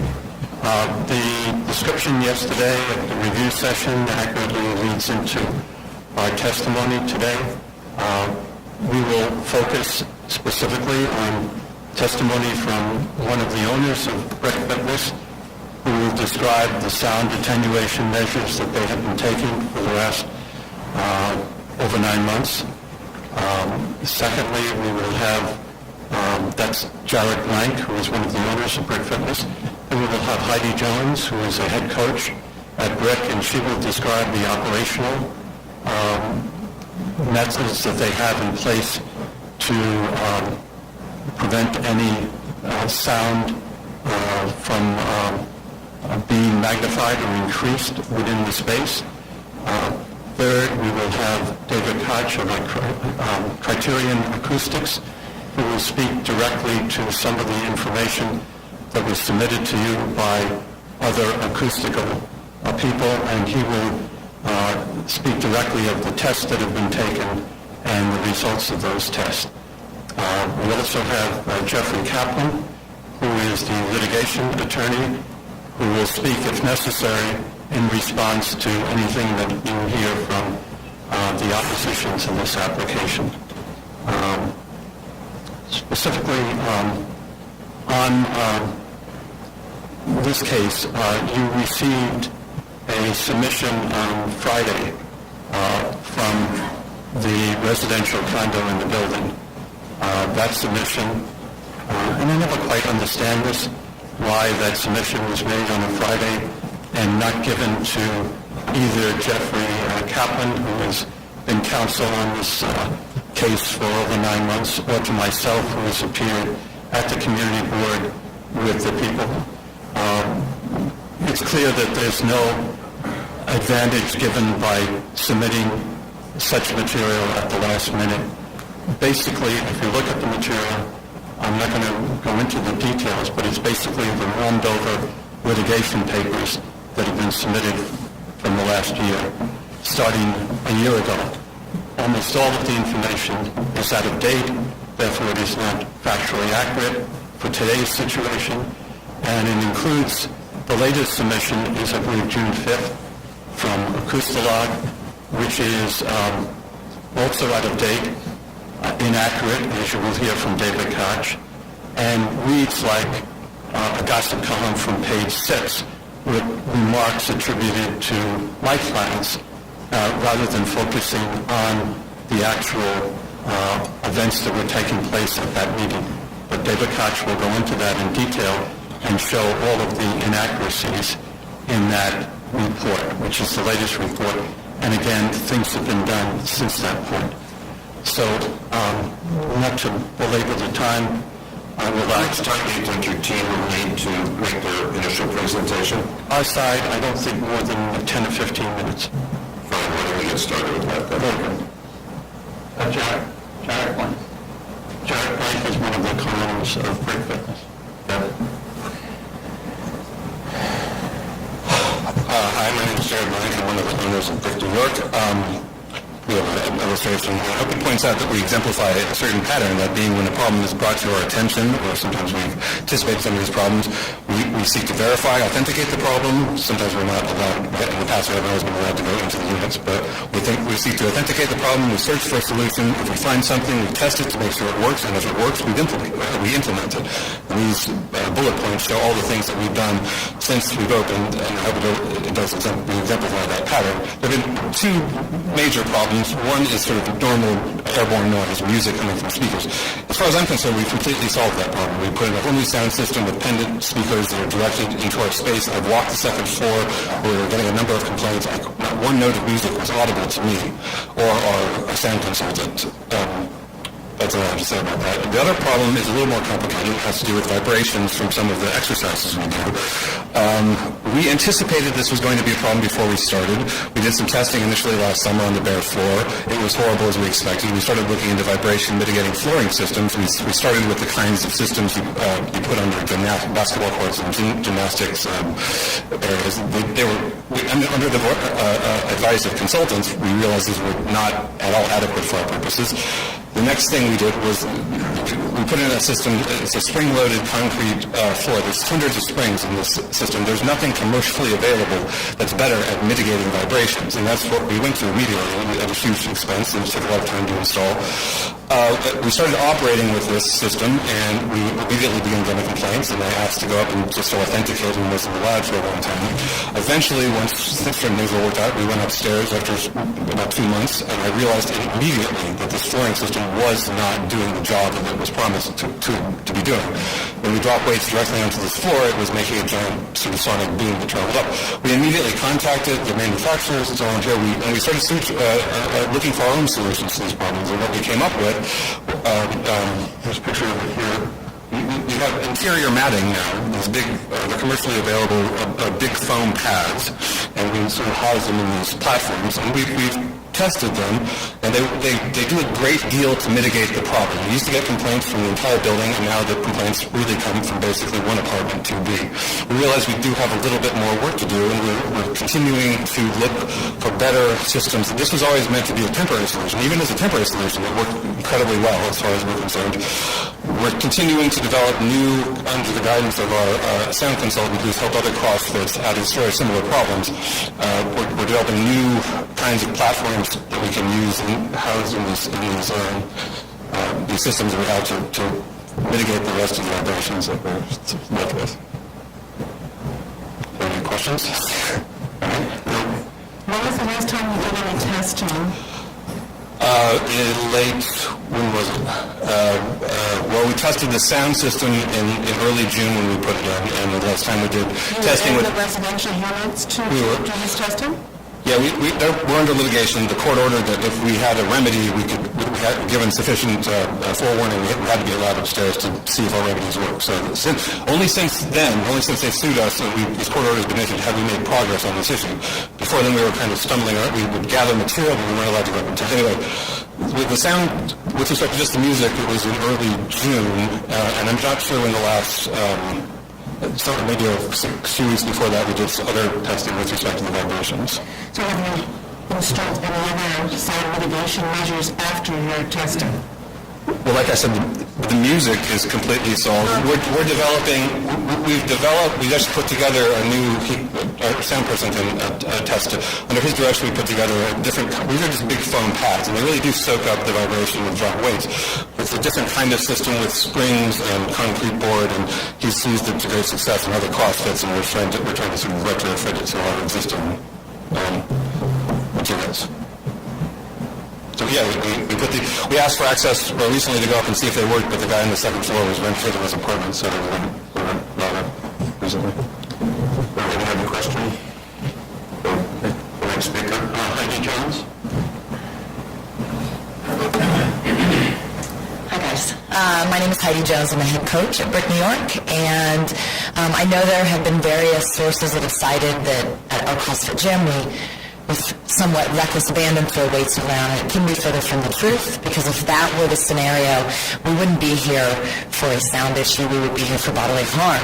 So we are very concerned about safety first and foremost, and certainly as soon as we found out there were sound issues, as coaches, we instruct everyone on our staff that it's the first thing when they gather a class together is to get all the materials we need to dampen any kind of volume that would happen when we set down equipment. So you have the platforms here that we use. We have other sources for even smaller pieces of equipment. Literally, anything we set on a floor has to have something underneath it.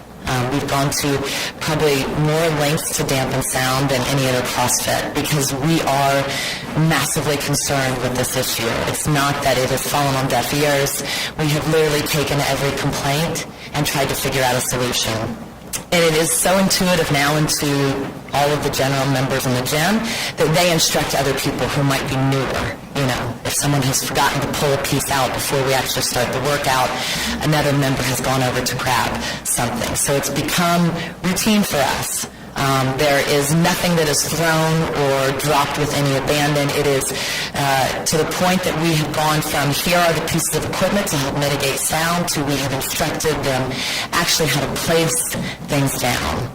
We made sure that we didn't take anything for granted and that we've been really meticulous, not only in their form within the exercises, but in how they are delivering the piece of equipment down to the ground. Yes. So there's not like a certain area of the gym where these mitigation measures are set up. It's every class, everything is put away, and then when someone comes in, they have to pull it out before they start their workout. Absolutely. So could you why is that necessary? Well, if we have, so for example, we have prime time hours, right? We have our morning prime time, we have a break midday, and then we of course have the rush hour in the evening. So when there is not the rush hour, we put all the pieces of equipment away just to maintain a clean atmosphere.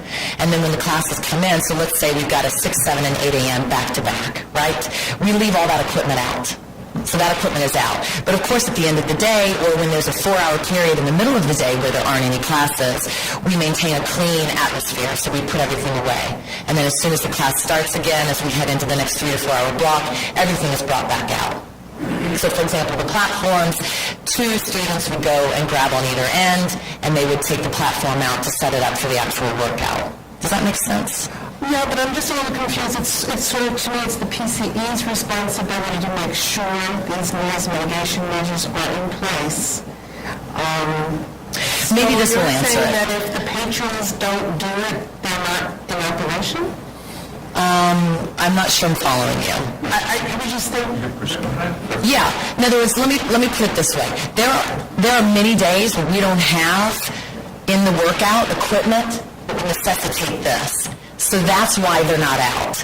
So in other words, maybe the day's workout encompasses a kettlebell and then body weight movements. So then we would need one little pad that we use for kettlebells.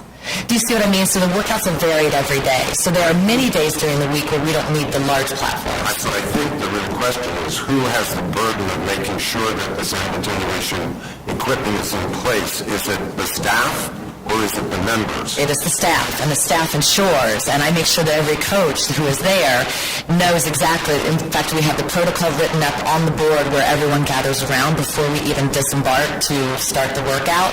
There is a written protocol out not only for the members, but the coaches know this has just been part of our drill. It is something that has now become routine for us. It's not enough that we go through and we talk about the prescribed workout of the day.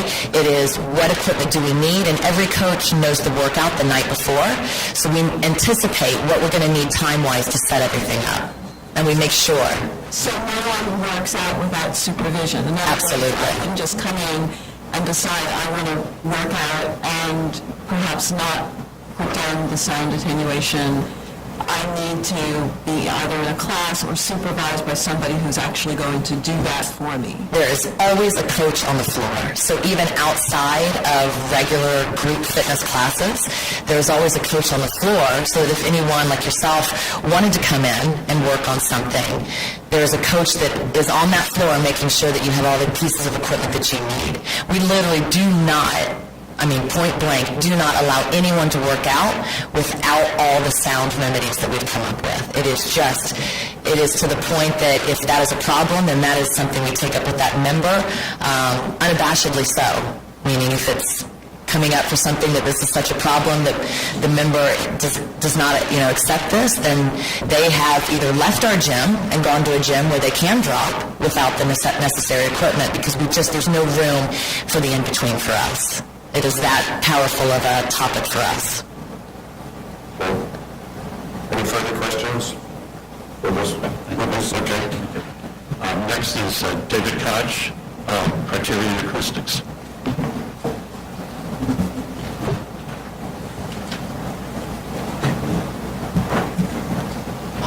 My name is David Koch. I'm from Criterion Acoustics, and we're the third acoustical consultant that is working with BRIC.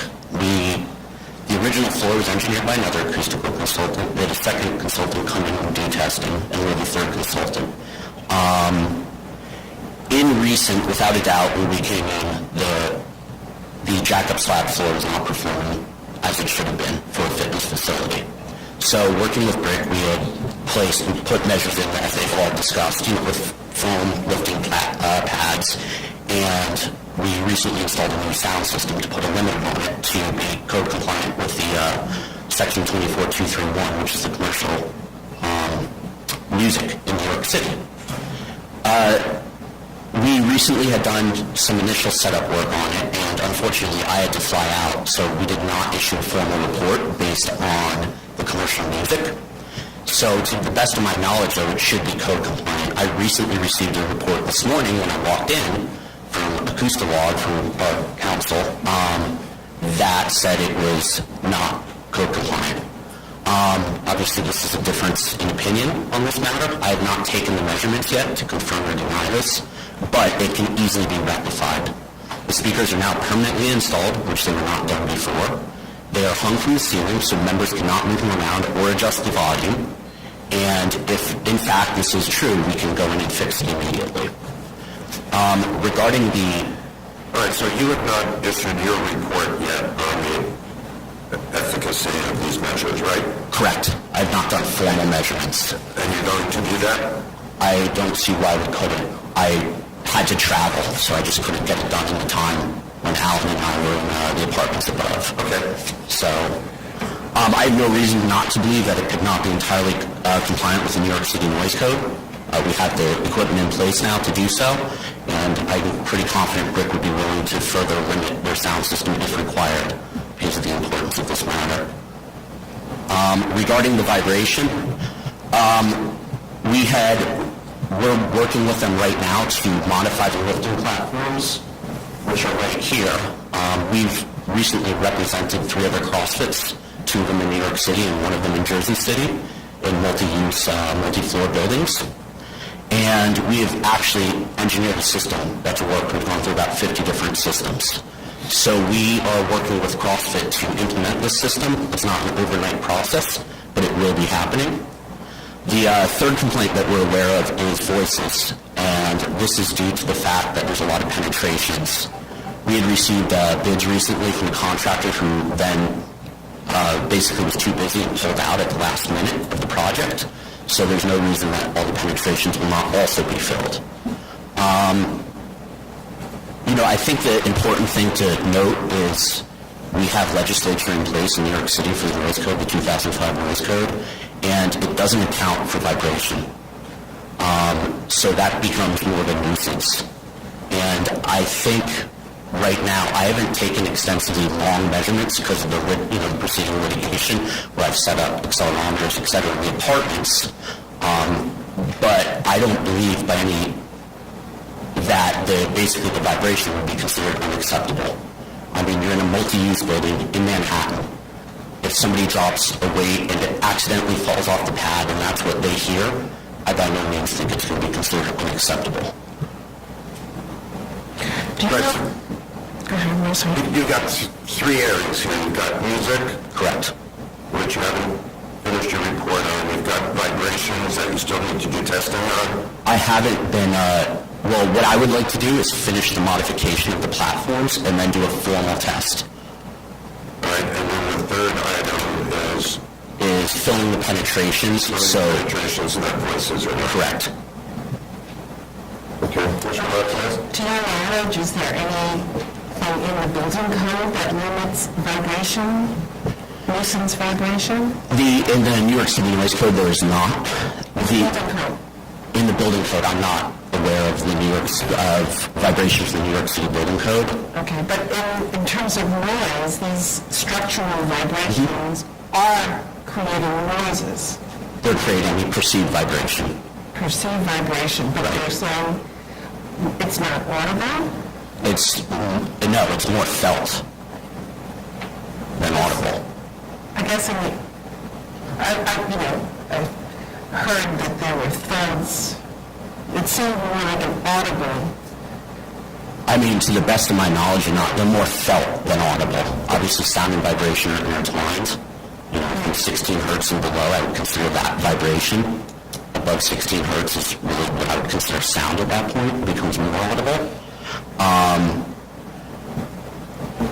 Regarding, the guidelines we use are the American Institute of Steel Construction guidelines. There's a Chapter 11 which suggests what vibration can be in buildings. And I think that's the most accurate guideline for this. And what does that say? We haven't tested with it, but it gives you a series of charts you can overlay your vibration levels from, for example, like a multi-use residential building. It would say, for residential, this should be accepted vibration levels. These platforms that you're re-engineering, when will they be ready and when will the testing be done? I saw a prototype video on Saturday, a slow motion video of basically the isolators working. So I know they're in construction right now. Can we say 3 weeks, Jared? When we get in, it sort of depends on when they allow us to test. Well, your platforms aren't ready though, and you need multiple platforms to do your testing. I would assume that when you do your tests, you're doing a classroom type scenario, not just one. All right, if you're going to testify, come up to the microphone, please. And identify yourself again for the record.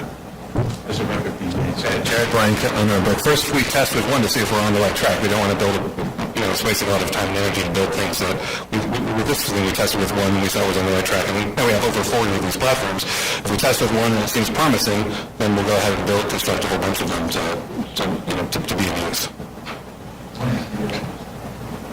We can probably do that in the next couple of weeks. We made an initial one, and we need to make a few modifications. And as I said, we asked for permission to go up, but because this unit was under construction, they said no at this point. We can go to other units, I guess, but we're trying to test in the worst possible apartment.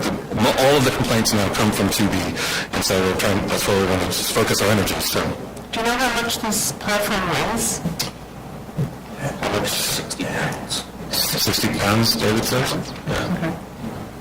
It springs with plywood and concrete board and then rubber on top, and it's supposed to absorb. The springs do the work of absorbing the direct impact. Any other questions, commissioners? All right. Mr. Angelino, is that the end of your presentation for today? Yes, it is. We'll respond to any comments made. Okay, are there members of the public who would like to speak? Yes, we have quite a few. We'd like to just one at a time, just come to the microphone, identify yourself, and then will be given 3 minutes. Is there one, are you represented by counsel here today? If you are, why don't we start with the lawyer? Hi, Jay Ginsburg of Lebanon Glasser, attorney for the condominium. I don't expect that I will be giving any factual presentation, also because there's something that I need to respond to, but we have many unit owners of the condominium here, as well as our own acoustical engineer, Mr. Aaron Firestein, who I'm going to turn the floor over to, and then I know there's quite a few unit owners who want to address their personal circumstance. Very good. I'm Alan Firestein. I'm the founder of Acoustalog, which I founded in 1976. I represent the residents. There are 2 types of excuses that people use when defending noise complaints in front of the Board of Standards and Appeals. One is, I didn't do it, or I'm fixing it. And in legal briefs, they often say, even if we did do this, which we deny, we're taking care of it. This is what's going on here. The gym cannot come clean about what is so obvious to everyone in this building. There's low-frequency, startling, unexpected booming impacts. We've had to drag them kicking and screaming into every community board about unreasonable noise. They still, in the latest report from Criterion, call the noises alleged noises. And they're bragging about all the steps they've taken to eliminate them. They brag about the expensive floor, which Jared just told you is the best you can do, and then he followed up by saying it causes sonic booms going upstairs. The biggest problem is that they're trying to mislead everybody by, in the reports, referring to sound levels using dBA. dBA is a method of measuring mid-range sound, like voices. No one's claiming there's any voice noises here coming from these weight drops. Voices are another story. It's booming, low-frequency bass sounds. dBA does not measure those. They keep hiding behind the dBA scale. In their consultant's May 16th report, quote, weight drop or impulsive measurements were performed with the dBA weighting, unquote. As far as voices and music, they didn't put in a drop ceiling over the entire place for music and for voices coming up. It's not just coming up through holes or penetrations. Now they say they're going to put foam or wrap the pipes or ducts. That's insufficient. They said they would install a limiter, and then their sound man told me he doesn't like to use limiters, so he didn't put one in. So that's deceptive.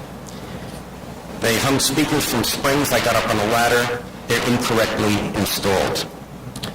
At the April 19th Community Board, Jared claimed, quote, and now it's perfect, you can do whatever you want and it doesn't send any sound up.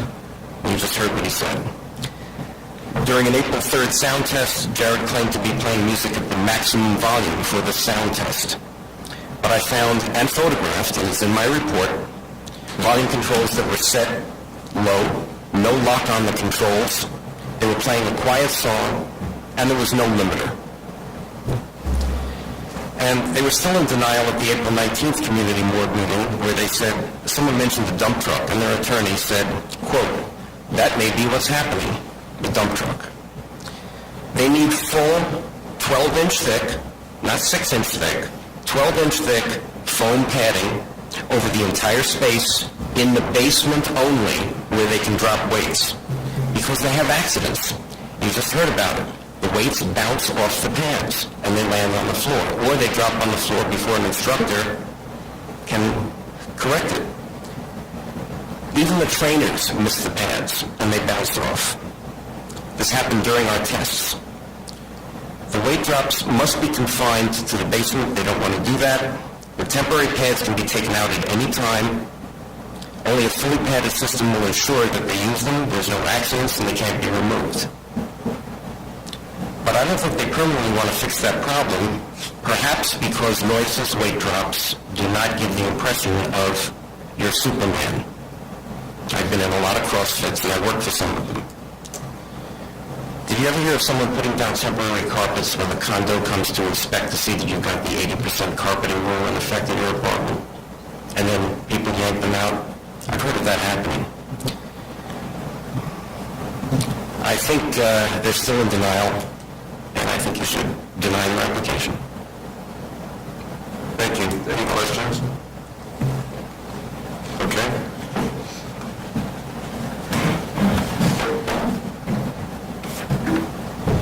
Next we'll call Charles Rich, the Vice President of the condominium? Vice President of the condominium and resident. Good morning. This is in my testimony, but I'd like to give a very, very brief sort of narrative. Our story goes back to last July. Our condominium building is approximately 28 residential units with a commercial unit in the ground floor and the basement. Myself and a few others are still original owners. The commercial unit was initially occupied by the D'Agostino supermarket for 12, 15 years. We had no issues whatsoever with D'Agostino's.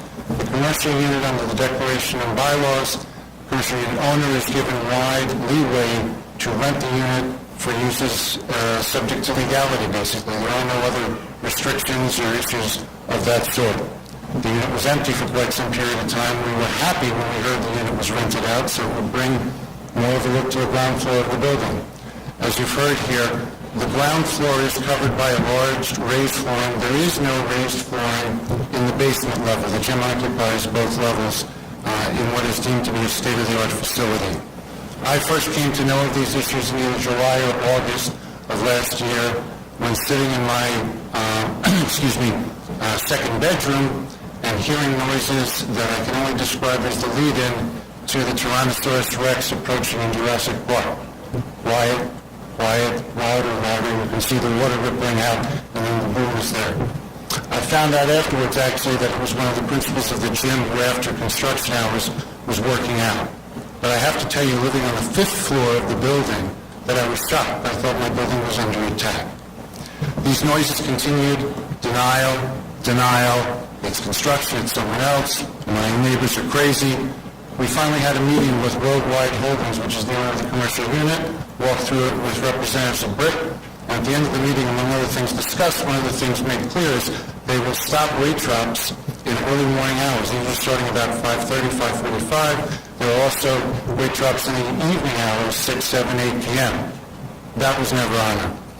We went through discussions back and forth. We offered a joint engagement of Alan Fierstein as the acoustical engineer, who would agree to work with whatever his recommendations were. This is August, almost a year ago. That was denied. As you've heard from their testimony, they've had, I believe, 3 separate acoustical engineers. We went through testing, a series of reports. The situation didn't get any better. We eventually filed litigation in October of last year. I won't get into the details of it. And simultaneous of that, the PCE process began with hearings to the Chelsea Land Use Committee and CB4. The recommendations of the community board initially was to deny the permit. This is back in December. The issue that's come up, which to me is a totally false issue, is access. Unit owners enjoy their privacy. We're willing to allow reasonable access, but it always seems as if it's on a moment's notice all the time. We're happy to keep it open. My last comment, I appreciate a few seconds. The issue is manifold. The weight dropping and thumping from the cleaning jerk exercise is one of them. The music and sound of yelling is another one. And I have to throw one other thing in there, which is probably not a legal issue, but we're on a densely populated street. One part of the regular exercise routine is running exercise that goes outside the gym, around the corner, up the block, blocking the street traffic. And one of my neighbors will tell you about some of this. I've sent videos in. This is not West Hollywood, California, where the prime gym location is. We are not suitable, and I think fundamentally, CrossFit in the basement of a building like ours is just not an appropriate use. Thank you for your time. Quick question. Sure. With regard to the music, the voices, and the vibration that you feel from the dropping of the weights, is that continued? It's the music. I'm on the 5th floor, as I said, and only one of my rooms is above what we believe to be the Achilles heel. The music I don't hear on the 5th floor. What we felt that the effort should be all focused on too. I just want to hear what you... Right. What you I've heard thumps recently, yes, and I've reported them. as recently as... A week ago? Okay. Thank you. Thank you. Next person? We'll give it 2 minutes. Chairman, Commissioner, good morning. My name is Anthony Yu. I've been a resident for 4.5 years in Unit 2B in the building where Brick has been operating for the past 11 months. I just wanted to expand briefly on the 4 points that I made in my written testimony, being my observations of disturbances, frequency, how things have evolved in the past 11 months, and then finally how this impacts my lived experience. So as previously highlighted, there are 3 issues: noise/instructors, commands, and vibrations. To give you an example of what that's like, I'm not sure if you're familiar with the app Shazam, but sometimes the music is loud enough where Shazam, which is on your iPhone, will sample the music, compare it to a database, and tell you what song is playing. It's loud enough for Shazam to be able to do that.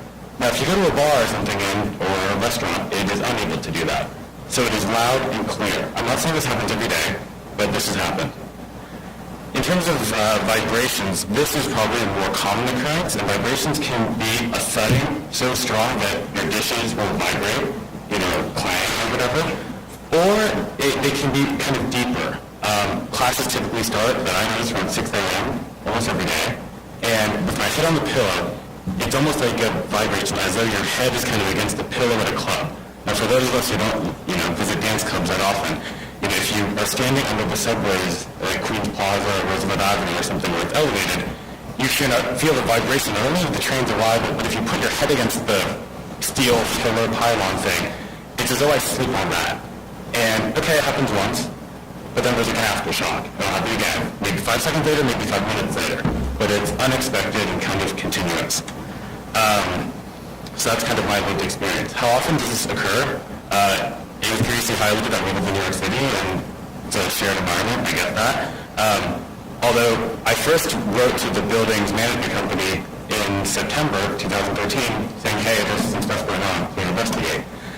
Over time, they said to please start recording these observances or disturbances. So from December 18th through late May, there were disturbances on 105 days. Now, fortunately or unfortunately, I have to travel quite a bit for work. So what that means is actually on 77% of the days that I'm at home, I notice music or vibrations. This is not like your neighbor having a party for Christmas or for their birthday or whatever. This is a daily issue. It happens from 7 a.m. and the latest I recorded is 9:39 p.m. So it's late and early. Over time regarding access, I just took my phone. I've been asked for access on November 18th, December 19th, March 5th. Always for the next day. I always said yes. I'm not home very much. I work a lot. And clearly I feel they've had a lot of opportunities to sample. Thank you for your time. Thank you. Next speaker. Sorry. Commissioners, my name is Zachary Gomes. I'm a resident at 257 West 17th Street. I live in the apartment next to Anthony, apartment number 2A, again, directly above the gym. I live there with my wife and 2 children, and there are a lot of the testimony that's been given here is certainly accurate. I'm here to attest and agree to all of it in terms of the continual noise. It has gotten to the point where my children, who have their bedrooms directly over the gym, have to move into the dining room sometimes because they can't concentrate on their homework. We are all awoken starting at 6 o'clock. I understand in New York City everybody has jobs. It's prime time. I get it. But it is continuous. It is overwhelming. And it is not a mild irritation by any stretch of the imagination. Anthony's representation of the vibration. We have a king-size bed with a pillow top covering on the top. We can feel the vibrations as they continue to boom below us. It is extremely disruptive. It goes on early in the morning. It goes on into late at night. There are a number of representations I've heard that we don't offer access. My wife is home often. We have always set our places open anytime. They have a key downstairs in the building. I've told them they can use it and come up anytime they want. That's, again, there are so many efforts to say how reasonable they've been and how unreasonable we're being. We have always been trying to work this out.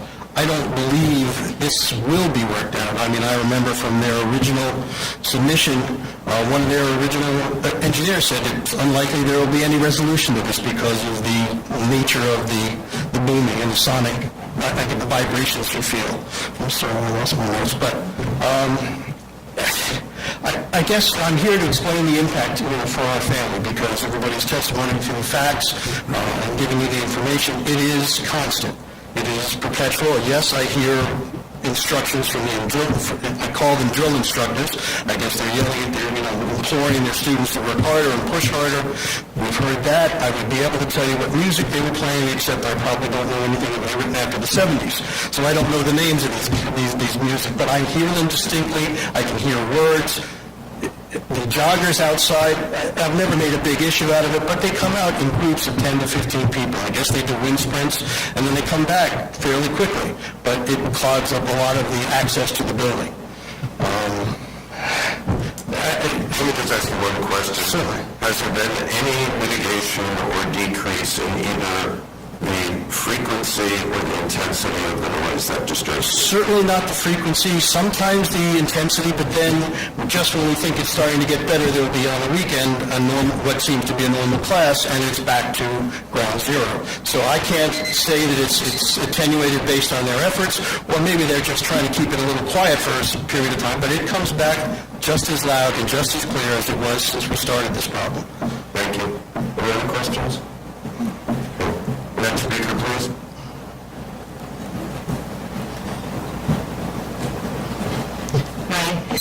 My name is Jessica Forbes. I'm also an owner at 257 West 17th, also on the second floor. I own at 2C.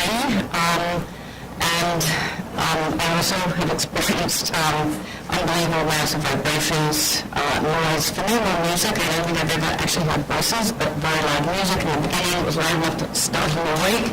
I will say that the mitigation that they've done, I guess, has helped with it. You can still hear the music. It's not loud enough to startle me, but like when I'm awake, I can clearly hear it. Vibrations as well, enough that the floor shakes. If I'm on the couch will shake. The water in the fishbowl, vibrates. So these are clearly perceivable vibrations. I don't know what the code is on that, and I guess that's what the experts can speak to, but it definitely continues to exist in my home, and it affects my quality of life, my kids, and no doubt it's affected the value of the apartment, which is obviously a big concern. And on that basis, I object to the granting of this application and listen until they can, eliminate these unreasonable levels of vibration and noise. Thank you. Any questions? No? Are there more speakers? Very good. I think I'll try to give you some time back. My name is Marty Kelson. I own apartment 2D at 257 West 17th Street. We basically began living there about 13 months ago, and about 11 months ago we began sending emails. 5:45 a.m., ending sometimes 9:30 p.m. The vibrations, the noise was brutal. My son began to become a very light sleeper, which made my wife and myself pretty crazy. And because he's walking around and he's up and he's not concentrating at school, etc. We complied with the building, the group. We said that we would begin reporting problems, and I think I have more than, like Anthony, 125 days of sending emails, and I traveled probably 10 days a month. So he had his percentages down. I don't have my percentages down, but obviously I wasn't there all the time, but when I was, there was a lot of noise, a lot of vibration. So it's affected our lifestyle. The gym's investment in their business is not more important than the investment that I've made for my family in this apartment. Thank you for your time. Next speaker.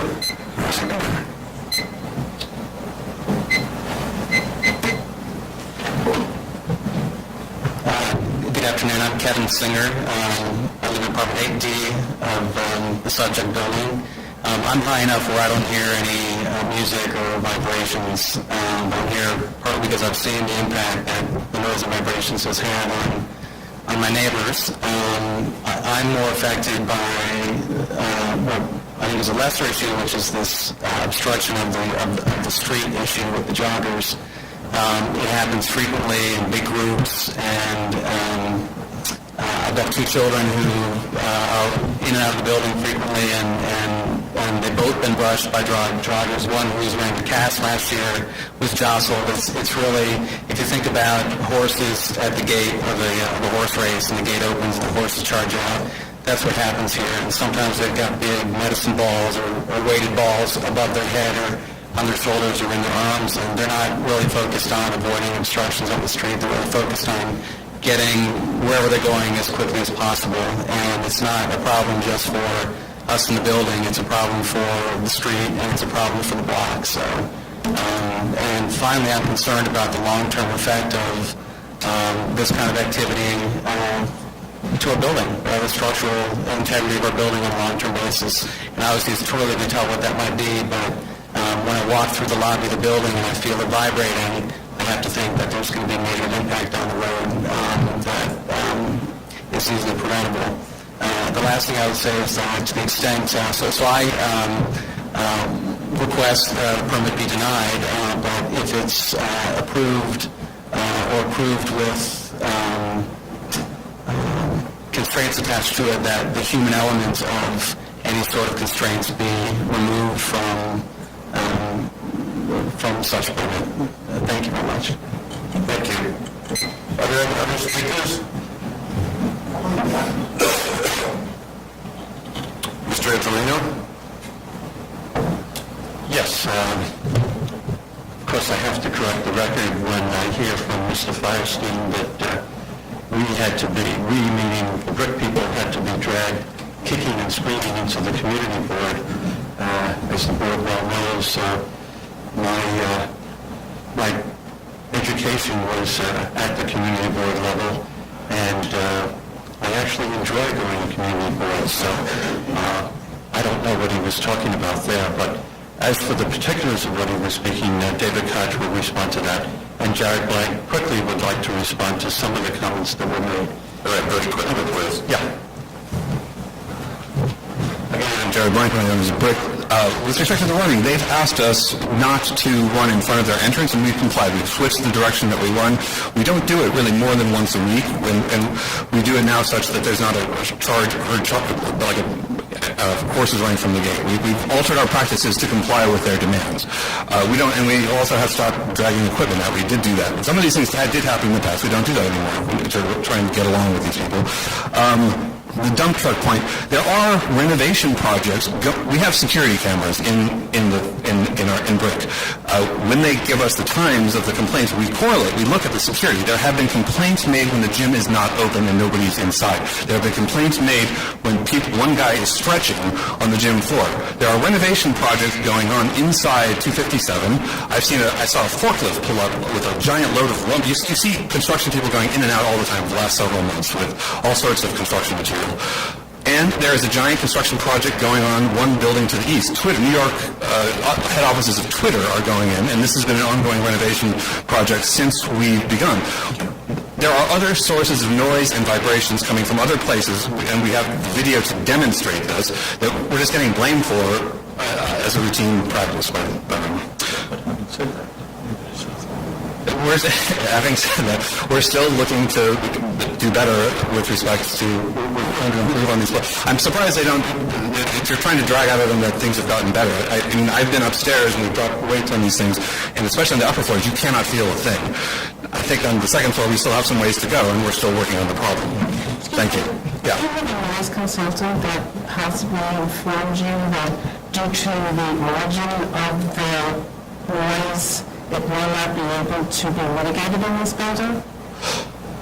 No, I think what was referred to was the statement made both by Acoustalog and by a noise consultant who is no longer here, who said something about how it's an ongoing thing and you have to, constantly try to mitigate.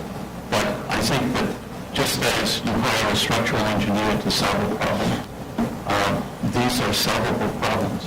And that's the way Brick has been approaching it, and that's the way Brick is going to solve the problem, by agreeing that it is not something that is beyond,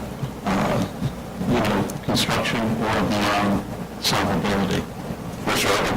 Yes, the Acoustalog consultant had mentioned something about installing a 1-foot thick foam pad throughout the entire floor versus having different workstations. Could you address why you wouldn't consider that? Like we said, some days we don't use barbells and we don't need these things. Some days it's body weight exercises, it's push-ups, it's pull-ups. They have to be movable given what we've already put in. So does the foam floor impede that type of activity, or is it something that you can do on that foam floor as well? I don't know of any such foam floor. I'm not really sure what his remedy amounts to. I think he wants us to put these pads all over the floor or something like that. This is something he dreamed up. This is not a workable solution to the problem. I think I had the same question because as you were describing these pads that you are dropping into, yeah. The first thing that came to my mind was, well, if it's a unit and a system in something you can pick up and move around, why wouldn't you have thought first of making an integrated flooring system, sort of maybe probably based on what you've got there, but at least it's permanent. Yeah. It's probably actually probably more advantageous concerning dropping weights because you know exactly what you're getting as opposed to something that's moved around. All I can say is when we were doing this initially, we put in, like I said, we put in this floor. The permanent solution that we did under the advice of all the experts was to put in this spring-loaded concrete floor, and unfortunately it didn't work. We may have to take radical action on the floor as well. Right now we're looking for sort of temporary solutions that will allow them to live in peace and us to operate. We're still considering, we had a contractor over the other day who made certain recommendations that the floor shouldn't have been put in all in one piece. We're still looking at more permanent solutions. It's just a complicated issue, but we're still looking at more permanent ways of solving the problem. Yeah, because I think that this is my concern, is that your solution is not necessarily permanent, and it relies on someone to actively do something. And I can testify to you that it just happens every day. Nobody ever doesn't. I understand what you're saying, but for me, I would like to see a more permanent solution and perhaps put into the thought of how you make that happen as opposed to relying on a person to actually do something. Commissioners, do you have further questions? I have a comment. I agree with Commissioner Hilson that it should be an integrated floor system instead of individual pads. In addition, because the there have been allegations that the weights can bounce off. So I think, just let me talk. Sorry. Okay. So, and consideration given that you maybe limit weight drops to the same level. And also consideration given to installing other recommendations such as a drop ceiling. The drop ceiling doesn't affect the vibration issue. I understand that there have been complaints of noise and sound, other sounds. Okay. Just with respect to the weights dropping, Alan has about 12 seconds experience with these pads. We've been doing this for months, and it does sometimes happen. Accidents do occur, but by and large, there's a very small learning curve, and people can drop these things onto these pads without there being any problem whatsoever. I mean, this has been going on for months, and I'm testifying to you that it's... If you look at the findings of our special permit, one of the findings has to do with privacy, quiet, sort of like a standard of living. So I think besides what the noise code says, you have to meet our findings of the special permit, which has to do with privacy, quiet. Light, air, quiet. Yes. Okay. Which is maybe more restrictive than the noise code. Quality of life. Under both 7303 and 7336, there are similar, basically what we would call benefits that outweigh the detriments. And based on what I've heard today, we're going to give you time to further make your case, but what I've heard today, I think you're going to have a really hard time making those findings. Well, we're going to look at both what Commissioner Martinez and what Commissioner Hingston suggested. Okay. Okay. And I think just one more thing. David Koch, did you have a...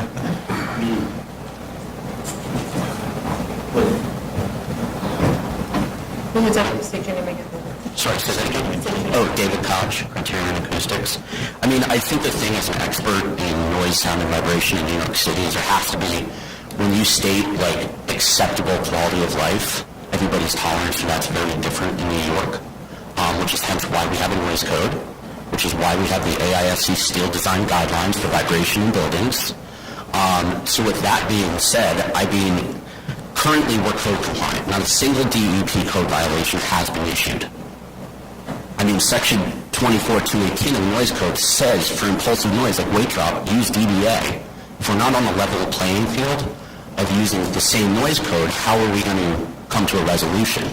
Because one side's always going to be disappointed until it's entirely quiet, which I don't think personally that's very achievable in Manhattan.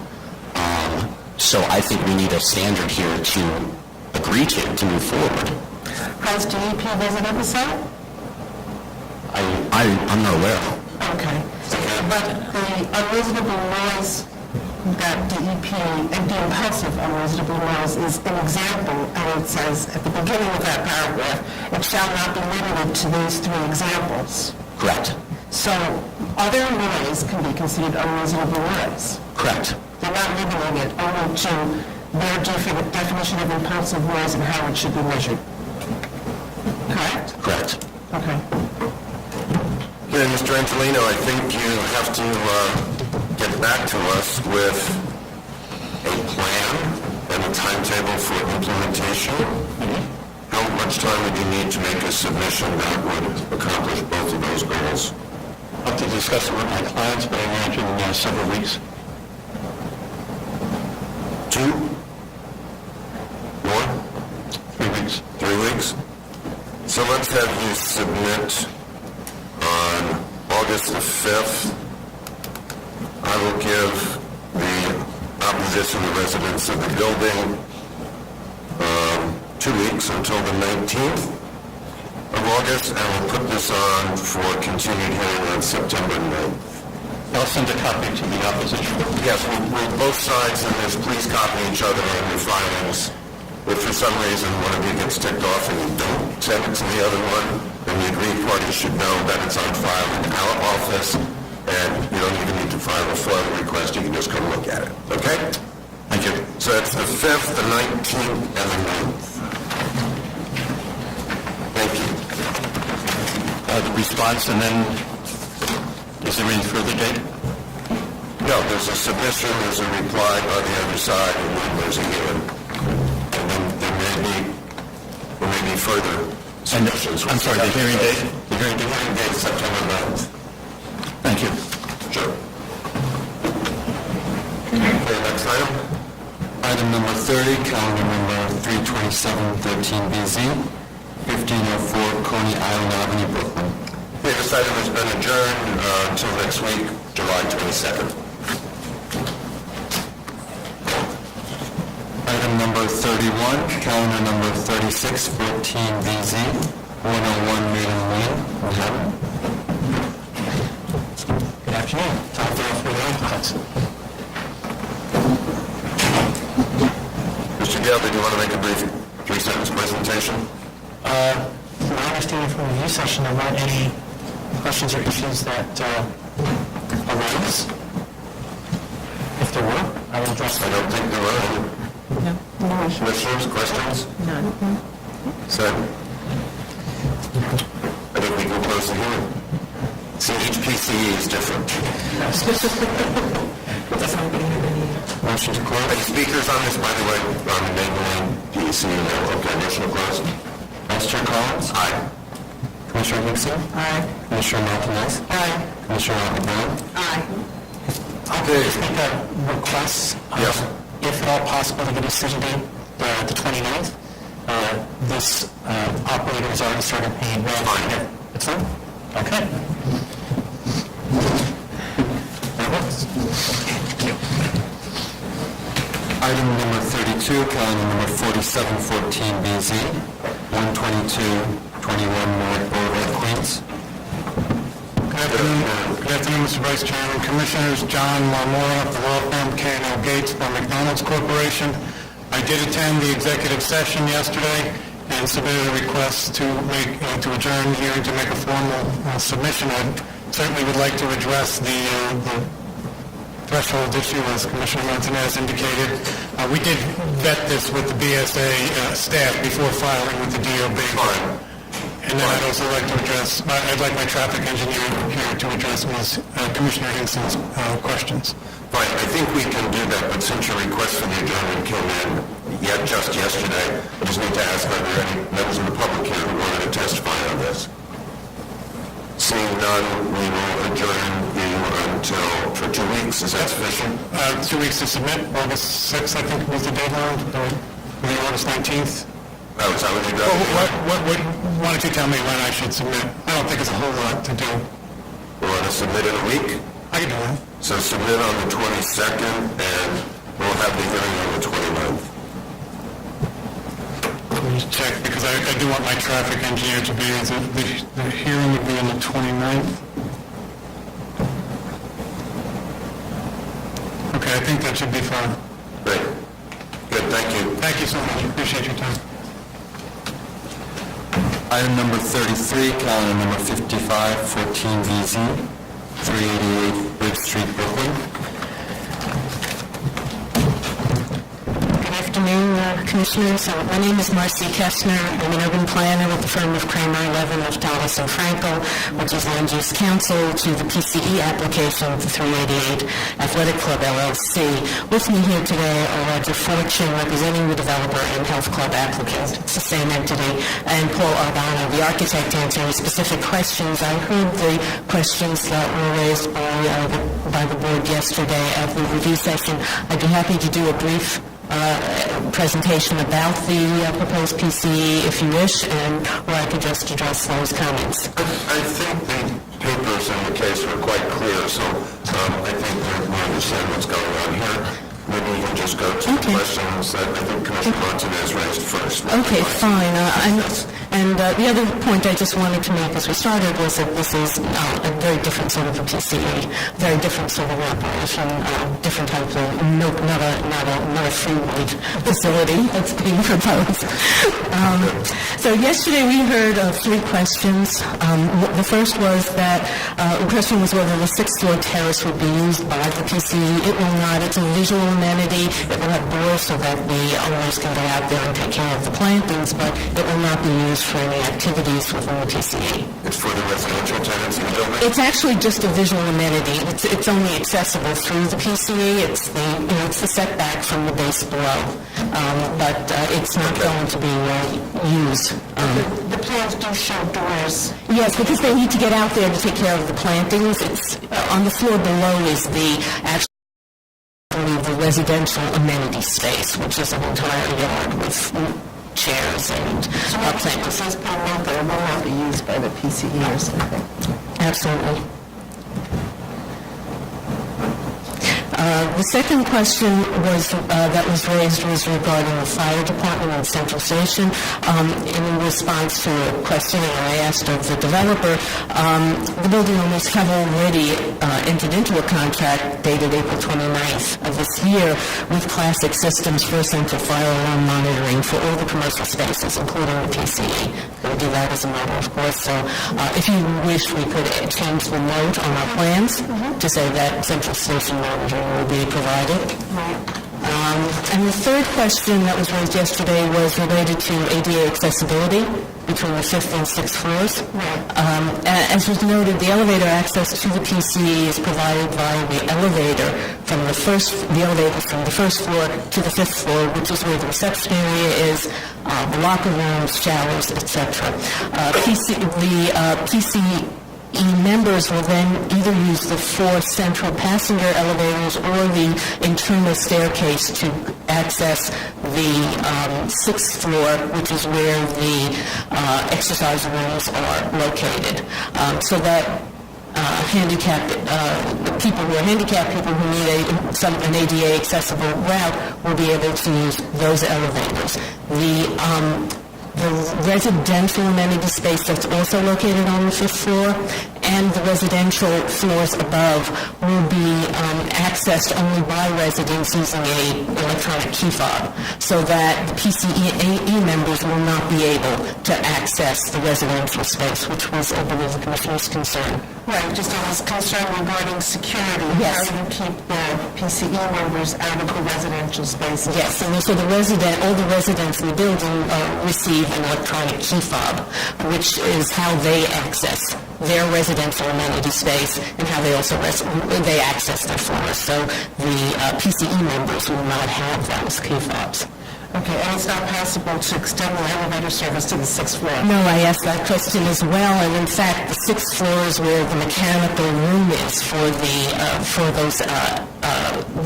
elevator bank that goes to the 5th floor, so that they're unable to extend it to the 6th floor.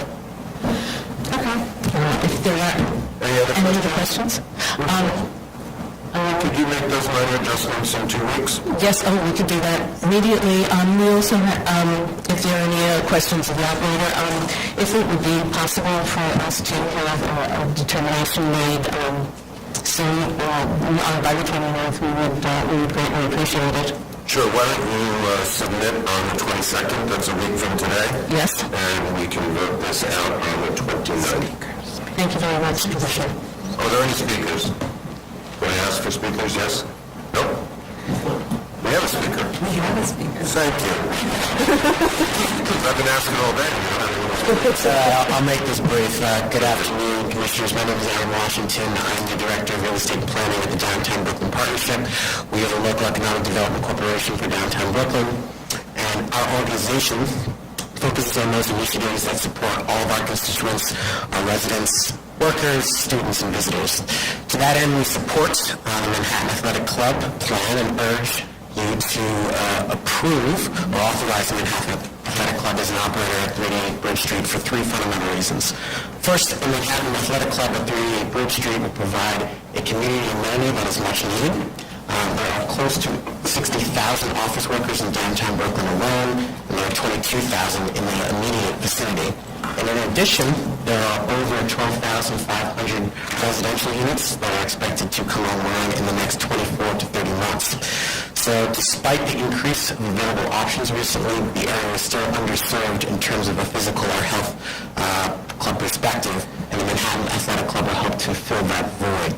Secondly, as part of our ongoing work to sustain economic growth in the downtown Brooklyn area, we support projects that create jobs and job opportunities for local residents. We applaud the project's commitment to supporting close to 60 jobs. And thirdly, the Manhattan Athletic Club, operating within a larger context of 388 Bridge Street, represents an exemplary model for mixed-use development. The project has supported new jobs, added much-needed affordable housing to the neighborhood, added quality retail space, and of course new office space. So for these 3 reasons, we're a big fan of the project and we support it wholeheartedly. Thank you very much. Any other speakers? Hearing none? Decide to do? Nope. Oh. See, I'm so new at this. The staff has to remain. Motion to close. Vice Chair Crum. Aye. Commissioner Reese. Aye. Commissioner Montanez. Aye. Commissioner Otley Brown. Aye. What is the decision? Okay. So look at your face.